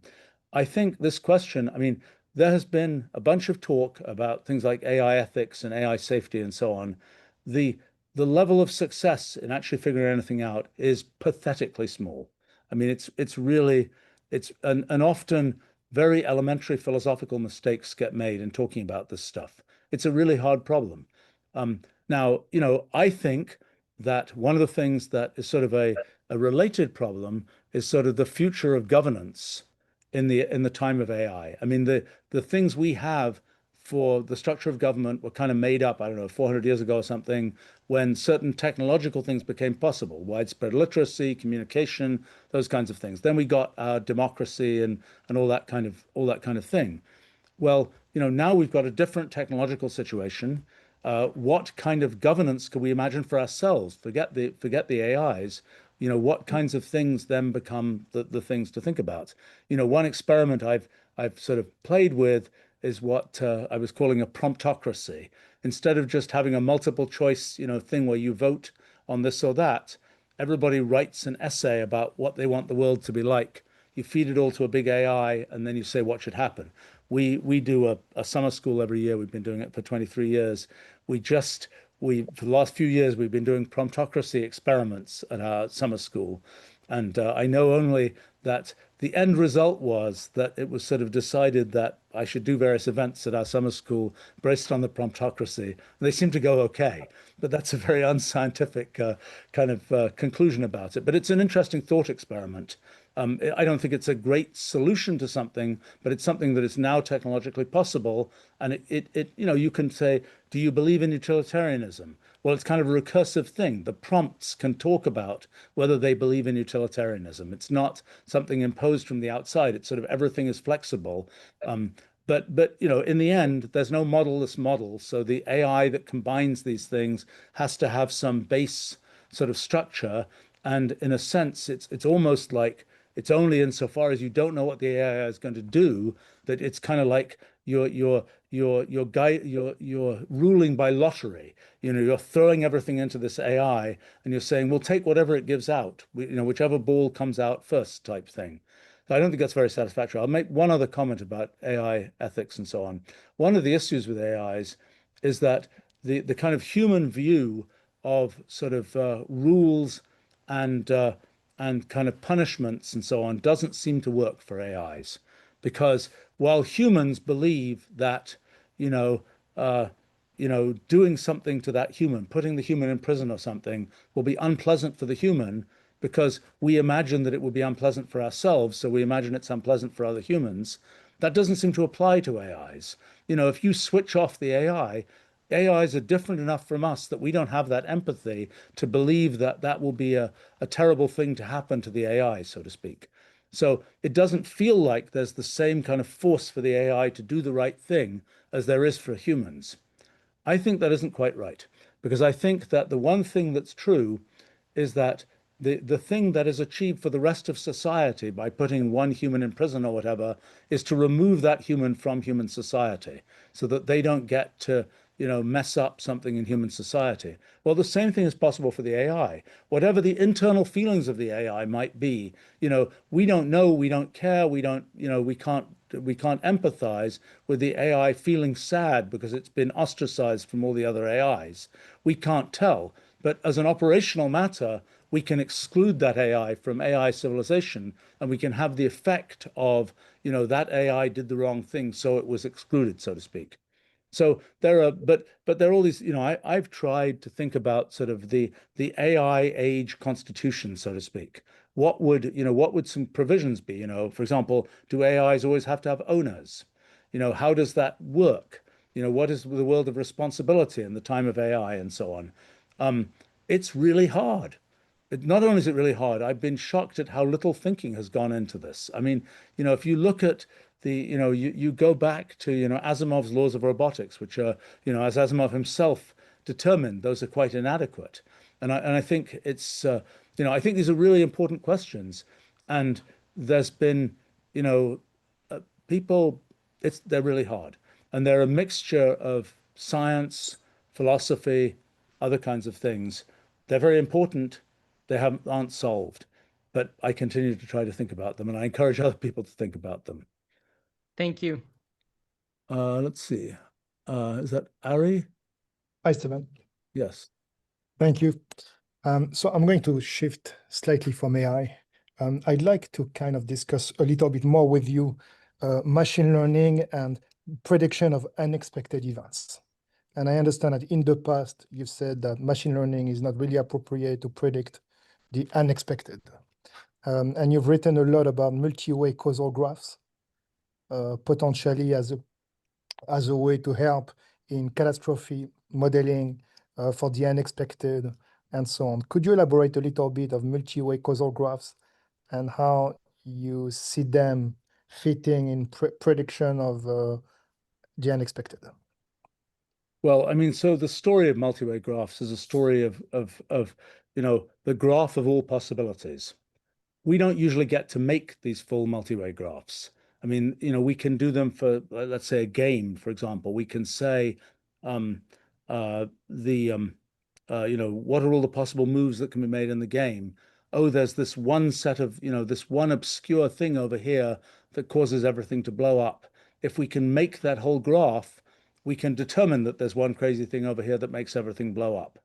The thing is, we don't usually get to make that whole graph. In our, not least our experience of the world is one particular path. The graph is the graph of all possibilities. It is for example, people imagine, when you imagine a quantum computer, in our models, we can kind of understand quantum mechanics as being this thing that sort of traces out many threads of history. And you say, well, gosh, then we could just use a quantum computer to go explore all these paths. Well, no, that doesn't work.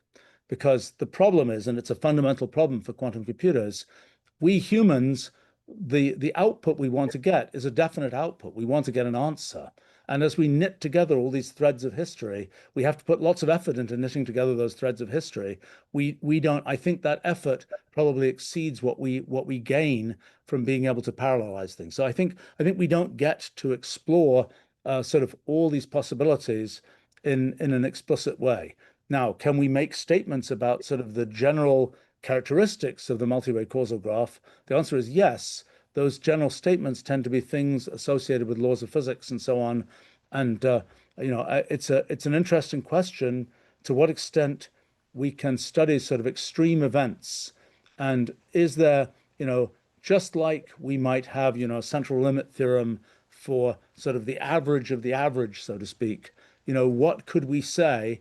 If we start enumerating, okay, an interesting thing to do, which I've not thought of before, is, imagine enumerating multi-way causal graphs for lots of kinds of underlying rules. Are there general statements we can make about extreme events there? I don't know. I mean, I will say this whole idea of sort of enumerate all the possibilities and see what you can learn, this is a very powerful methodology that I've ended up using forever in lots of different contexts. I haven't used it for that one. I actually mentioned one other context that just came up recently. Actually, there were two projects, one at our summer school for grown-ups this year, and the other at our summer research program for high school students.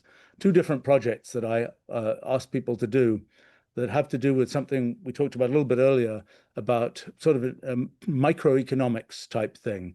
There are these, imagine you're playing a repeated game. Let's say it's Prisoner's Dilemma. You've got these two players that are playing against each other. And the question is, what strategy will win in this iterated game?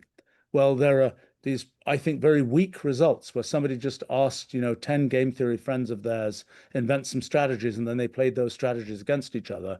But we can do much better than that.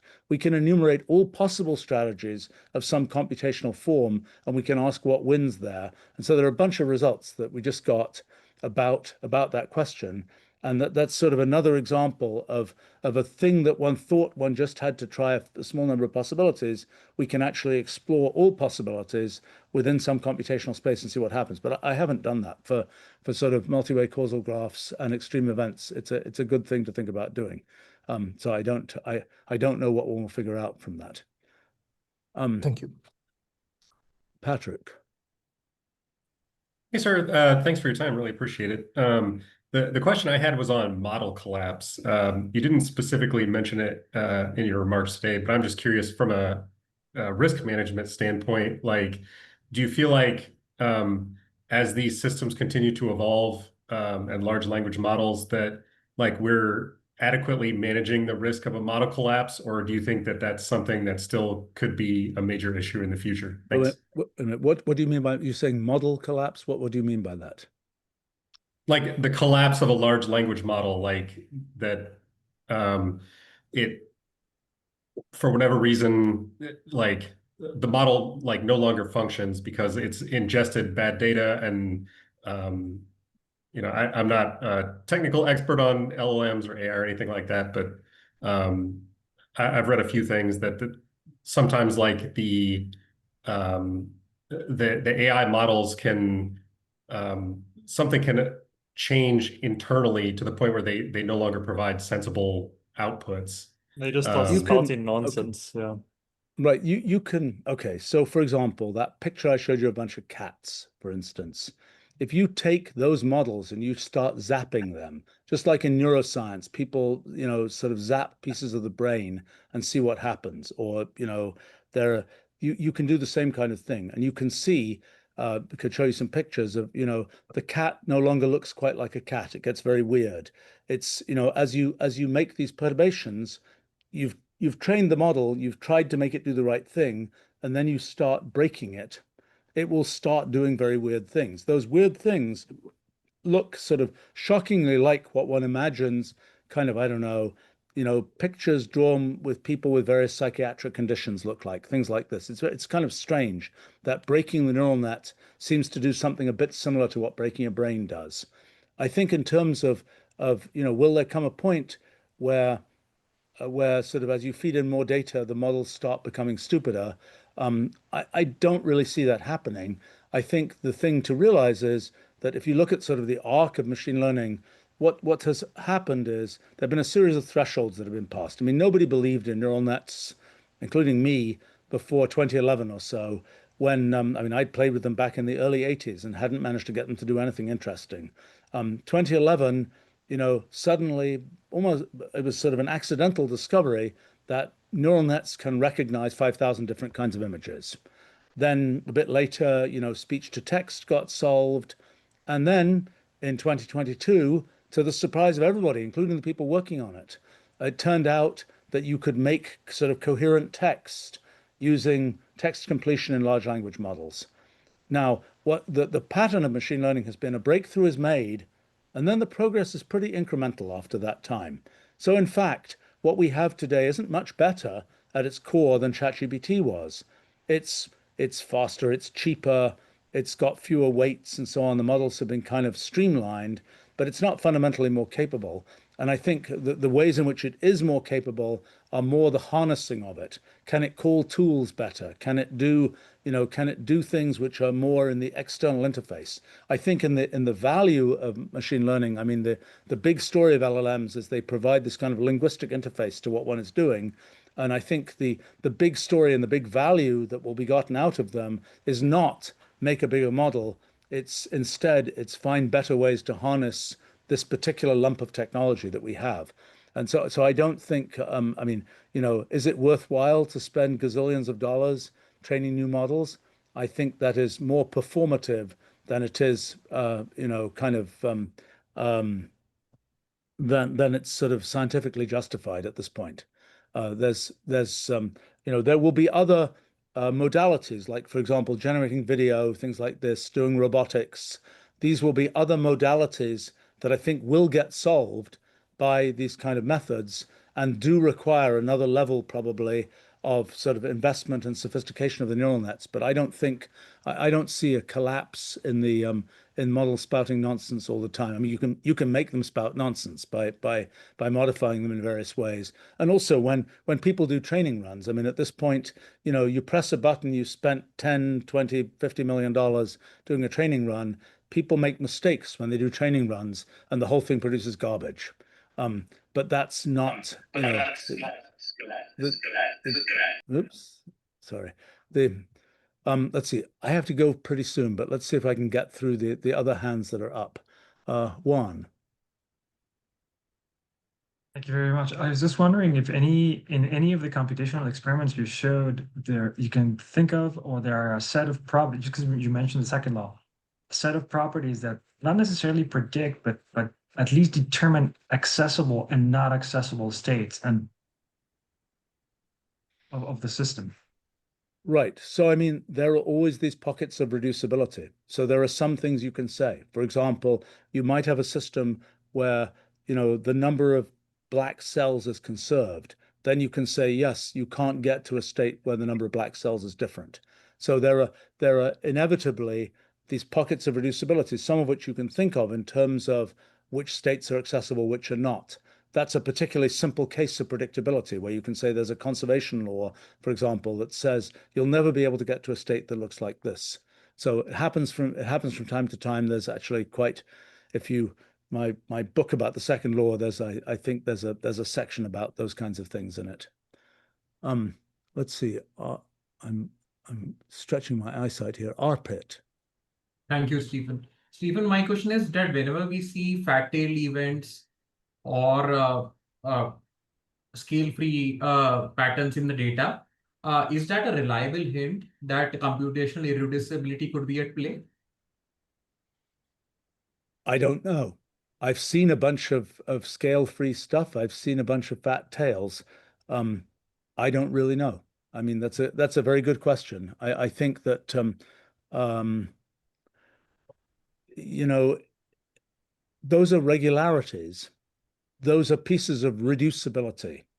Whether there are pieces of reducibility that I mean, generally the hint of computational irreducibility is, you know, at the simplest level, it just looks complicated. You can't readily see some regularity. I don't know whether the presence of some regularities is more indicative of non-regularity than others. Good question. I don't really know. Let's see. Amin. Yeah, yes, sir. Can you hear me well? Yes. Hello? Yes. Okay. Yeah. So first of all, I have just a little something I should tell you. So with regard to the idealized computation you did, contrasting health, disease, and intervention, I have actually good news. I actually ran that experiment. Not only I modeled it, but actually I measured it and quantified it. And I'm reaching the same conclusion based on empirical data with live cells. Okay, so now my questions. If you are interested, I'll leave my information with James Wires if you are interested to know more about that data. I have two questions. Okay? Actually, Willem is the person who's been working with me particularly on this biology stuff. Tell him about it. He's here. Yeah. Yes. Okay. So I have two questions. So the first one is, what is the interplay between the principle of computational irreducibility and memory? And number two, if you think a little bit, I just would like to know your thoughts about it. So if you think of cells, so the cell is with regard to the principle of the bounded observer kind of idea, the cells are the computer and the observer at the same time. So maybe there is also some kind of biological uncertainty principle there. So I'd like to know your thoughts about that. Yeah. So in terms of memory, you know, memory is a story of computational reducibility. If there wasn't, I mean, memory is kind of it's kind of a shortcut to know the past. And in a sense, let's see, how to get into this. I mean, memory is an important feature of observers like us. And I'm trying to think. I mean,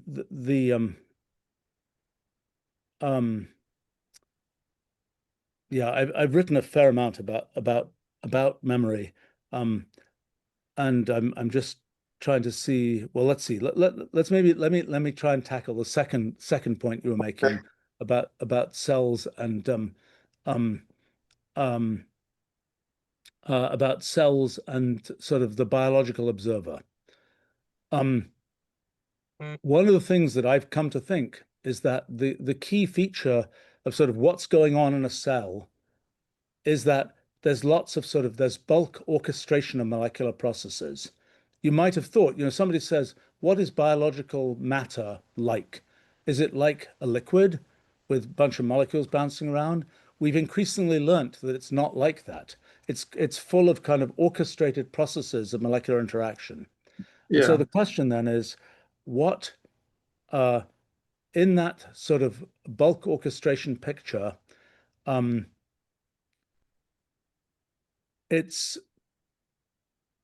Actually, it turns out that multi-way computation was discovered a long time ago, like 1.45 billion years ago. Actually, what I identified is physical, biological networks that do just that. So that's the reason why I feel like biology probably is solving this problem, and just we need to look a little bit deeper. Have you looked at aplasia by Kandel and how he created he brought down memory to its basic Yes, the thing about that, I mean, the claim there was, memory is stored in the calcium channels of synapses, right? And I'm talking about real physical network, and instead of rewriting according to symbolic rules like cellular automata, I'm talking about topological rules that are really physical and that we can quantify. And it turns out that Nassim statistical framework is very useful exactly to quantify that and to do it. Okay. Sounds like an interesting thing to hear about. I mean, I think, one of the questions about memory in general, memory in biology in general, is it static or is it dynamic? In other words, if the immune system is a typical example of this, is the memory of, is our immune memory the result of a dynamic sequence of interactions between immune system cells, or is it encoded in a particular cell that's sitting statically somewhere in the body? And I think that question is... I'm talking about something, Stephen, more fundamental than that. I'm talking about the very fundamental idea of memory, the mechanism of memory, of cellular memory, agnostically, across the board, whatever the cell, whatever the organism is. That's what I'm talking about. Anyways, okay. I'll talk to James, and hopefully we can look at this data if you wish. Yeah, no, it sounds interesting. Can you take more questions? Let's just take two more, and then I really have to run off here. George. Yes, thank you so much. A very naive question, but it has to do with the origin of life and origin of the intelligence as we know it. In America, you have the ability to do whatever is not forbidden. In the EU, you do whatever is allowed because it's a more Napoleonic kind of code. And in China, you don't make yourself that question because it's dangerous to make that question. Now, with these three cultural origins, talking about multiples AIs, but considering that the Chinese talk about supremacy in AI, they don't talk about super intelligent AI, they talk SAI for them is supremacy in AI. How do you feel that the next step will happen? Because there's some way in which models are being trained with synthetic data created by other models. And that's kind of epigenetics in terms of passing inheritance from model to model. How do you think that works from a cultural point of view? Look, one of the bad things that could happen is, the models become the store of all human knowledge, and the models become sort of revert to the mean. And kind of the things we are, that's a bad case. And I mean, we already see that happening to some extent. As you say, the models are being trained from the output of models. The models are, if you say to the model, tell me about some particular thing, its goal is almost to tell you the average of what humanity would say about that thing, the bland average of what humanity would say. I think, I mean, we see this, I don't really know how this is going to play out with kind of the students of today who, on the one hand, write their essays to sound like, the AI, and on the other hand, think, oh, I better not sound like the AI. I got to do something that makes it sound different from the AI, and I'm not sure how they achieve that. I think it's more, it's like at the time years ago, when there was a push to get essays for standardized tests automatically graded by machines. And then the students started adapting to writing for the machines, so to speak, and having enough long words in each sentence and all this kind of thing. So I think the real question perhaps is, we're building this powerful technology. To what extent do we humans adapt to that technology? To what extent do we try to define, and to what extent does it become sort of, it's the obvious, easy thing to do is just, use the LLM to write the letter, so to speak, and then we get a letter that is, you know, bland and the average of the population, so to speak.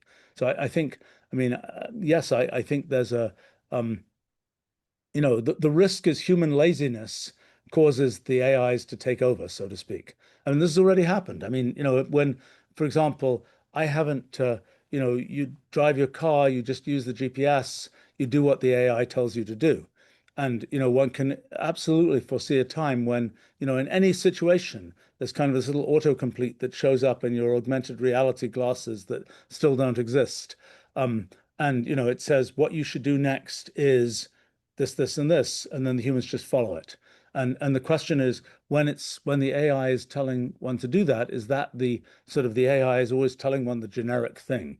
So yeah, I mean, I think it's an issue. I don't know, you know, it's a question of, you know, will the humans feel that it's important to think for themselves, or will the humans just think they should do what the aggregate plans? And I mean, I guess in your characterization of American, European, and Chinese kind of activity, I think, you know, another important cultural thing is, you know, does society believe in kind of doing the new and the different, or does it only believe in doing what sort of the generic?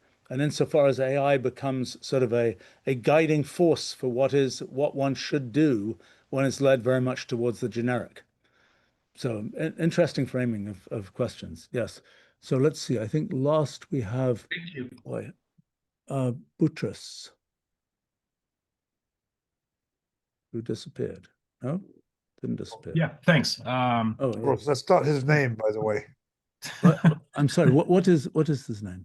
It's not his name. He's hiding his name because he's going to be on YouTube. Ah, okay. Yeah, his name maps. Okay, red dot. Yes, maps to Sorry. Boutros, but it's a translation. Yeah. Yeah, I wanted to ask you, do you think eventually there could be a model that replicates the way decision making happens under uncertainty? Because, like, one of the things I envision for AI to actually replace people in a significant capacity is, you know, you currently can't sue an AI, right? Like, if an AI writes code for me and there's a bug, like, I can't sue the AI company for it. But, like, do you think the way in which people have heuristics for decision making, do you think like eventually like somebody could encode that process for an AI? Well, I mean, I think we've done endless experiments. Even people at our summer school have done a bunch of these experiments about, you know, how AIs sort of the prejudices AIs have, the decision-making AIs make, and so on. They're surprisingly human-like in many kinds of situations. I mean, I think it is the case that AIs can do human-like decision-making. Whether the humans will win relative to the AIs when unexpected things happen, that's a different question. But, you know, basic human judgments, I think AIs are doing quite well at. I mean, this question of whether you can sue the AI, so to speak, I mean, it's an interesting thing because it's evolved. Back in the early 80s, when I was first in the software business, one of the big concerns was that anytime somebody got a wrong answer from a piece of software, that, you know, they would be suing the manufacturer of the software. There was sort of a landmark case that actually was kind of a crazy case because somebody had basically misread the documentation for a Lotus 1-2-3 spreadsheet. And, you know, it was ruled that no, you couldn't sue the spreadsheet maker because you underbid this particular job, because in fact, in that case, the facts had to do with the fact that you could argue they'd misread the documentation. But even though that's not even a very good concept, because as I was mentioning before, the definition of what is a bug versus what is the thing does what the thing does is complicated. But I think this question of kind of what the legal status of AIs is, and you know, I think that's an important issue in the kind of the future sort of AI constitution is, if there is such a thing, is the AI an entity that, like a company, for example, that, you know, is not a human, but it's a thing that you can sort of operate on by legal means. And you could end up with a situation where, yes, that AI has to be switched off or excluded from society because of, you know, because of some legal constraint, so to speak. So I'm not as I'm not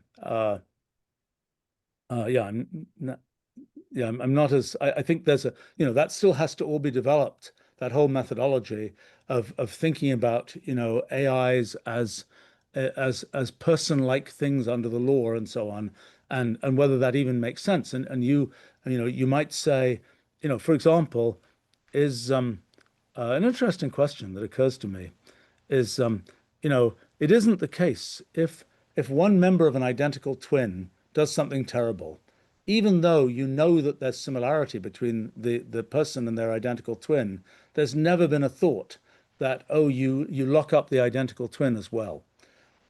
So what does that mean for the AIs? I'm not sure. Because that issue is going to come up. You have many copies of that of that AI. All right, I need to go back to my day job. Thank you very much. These are the books by Stephen Wolfram. This is two of them. There are two more very heavy: The Fundamental Law of Physics. There's an embarrassing large number. There's one about no, I have anatomy. 5 here, and then of course, how does ChatGPT work? And of course, his other musings, his memoirs, musing of other scientists, and of course, for many of us, for many people here, he's the greatest scientist today. But for me, he is the most independent scientist. On top of that, so I try to be. But being independent in every sense of the world, financially, intellectually, everything.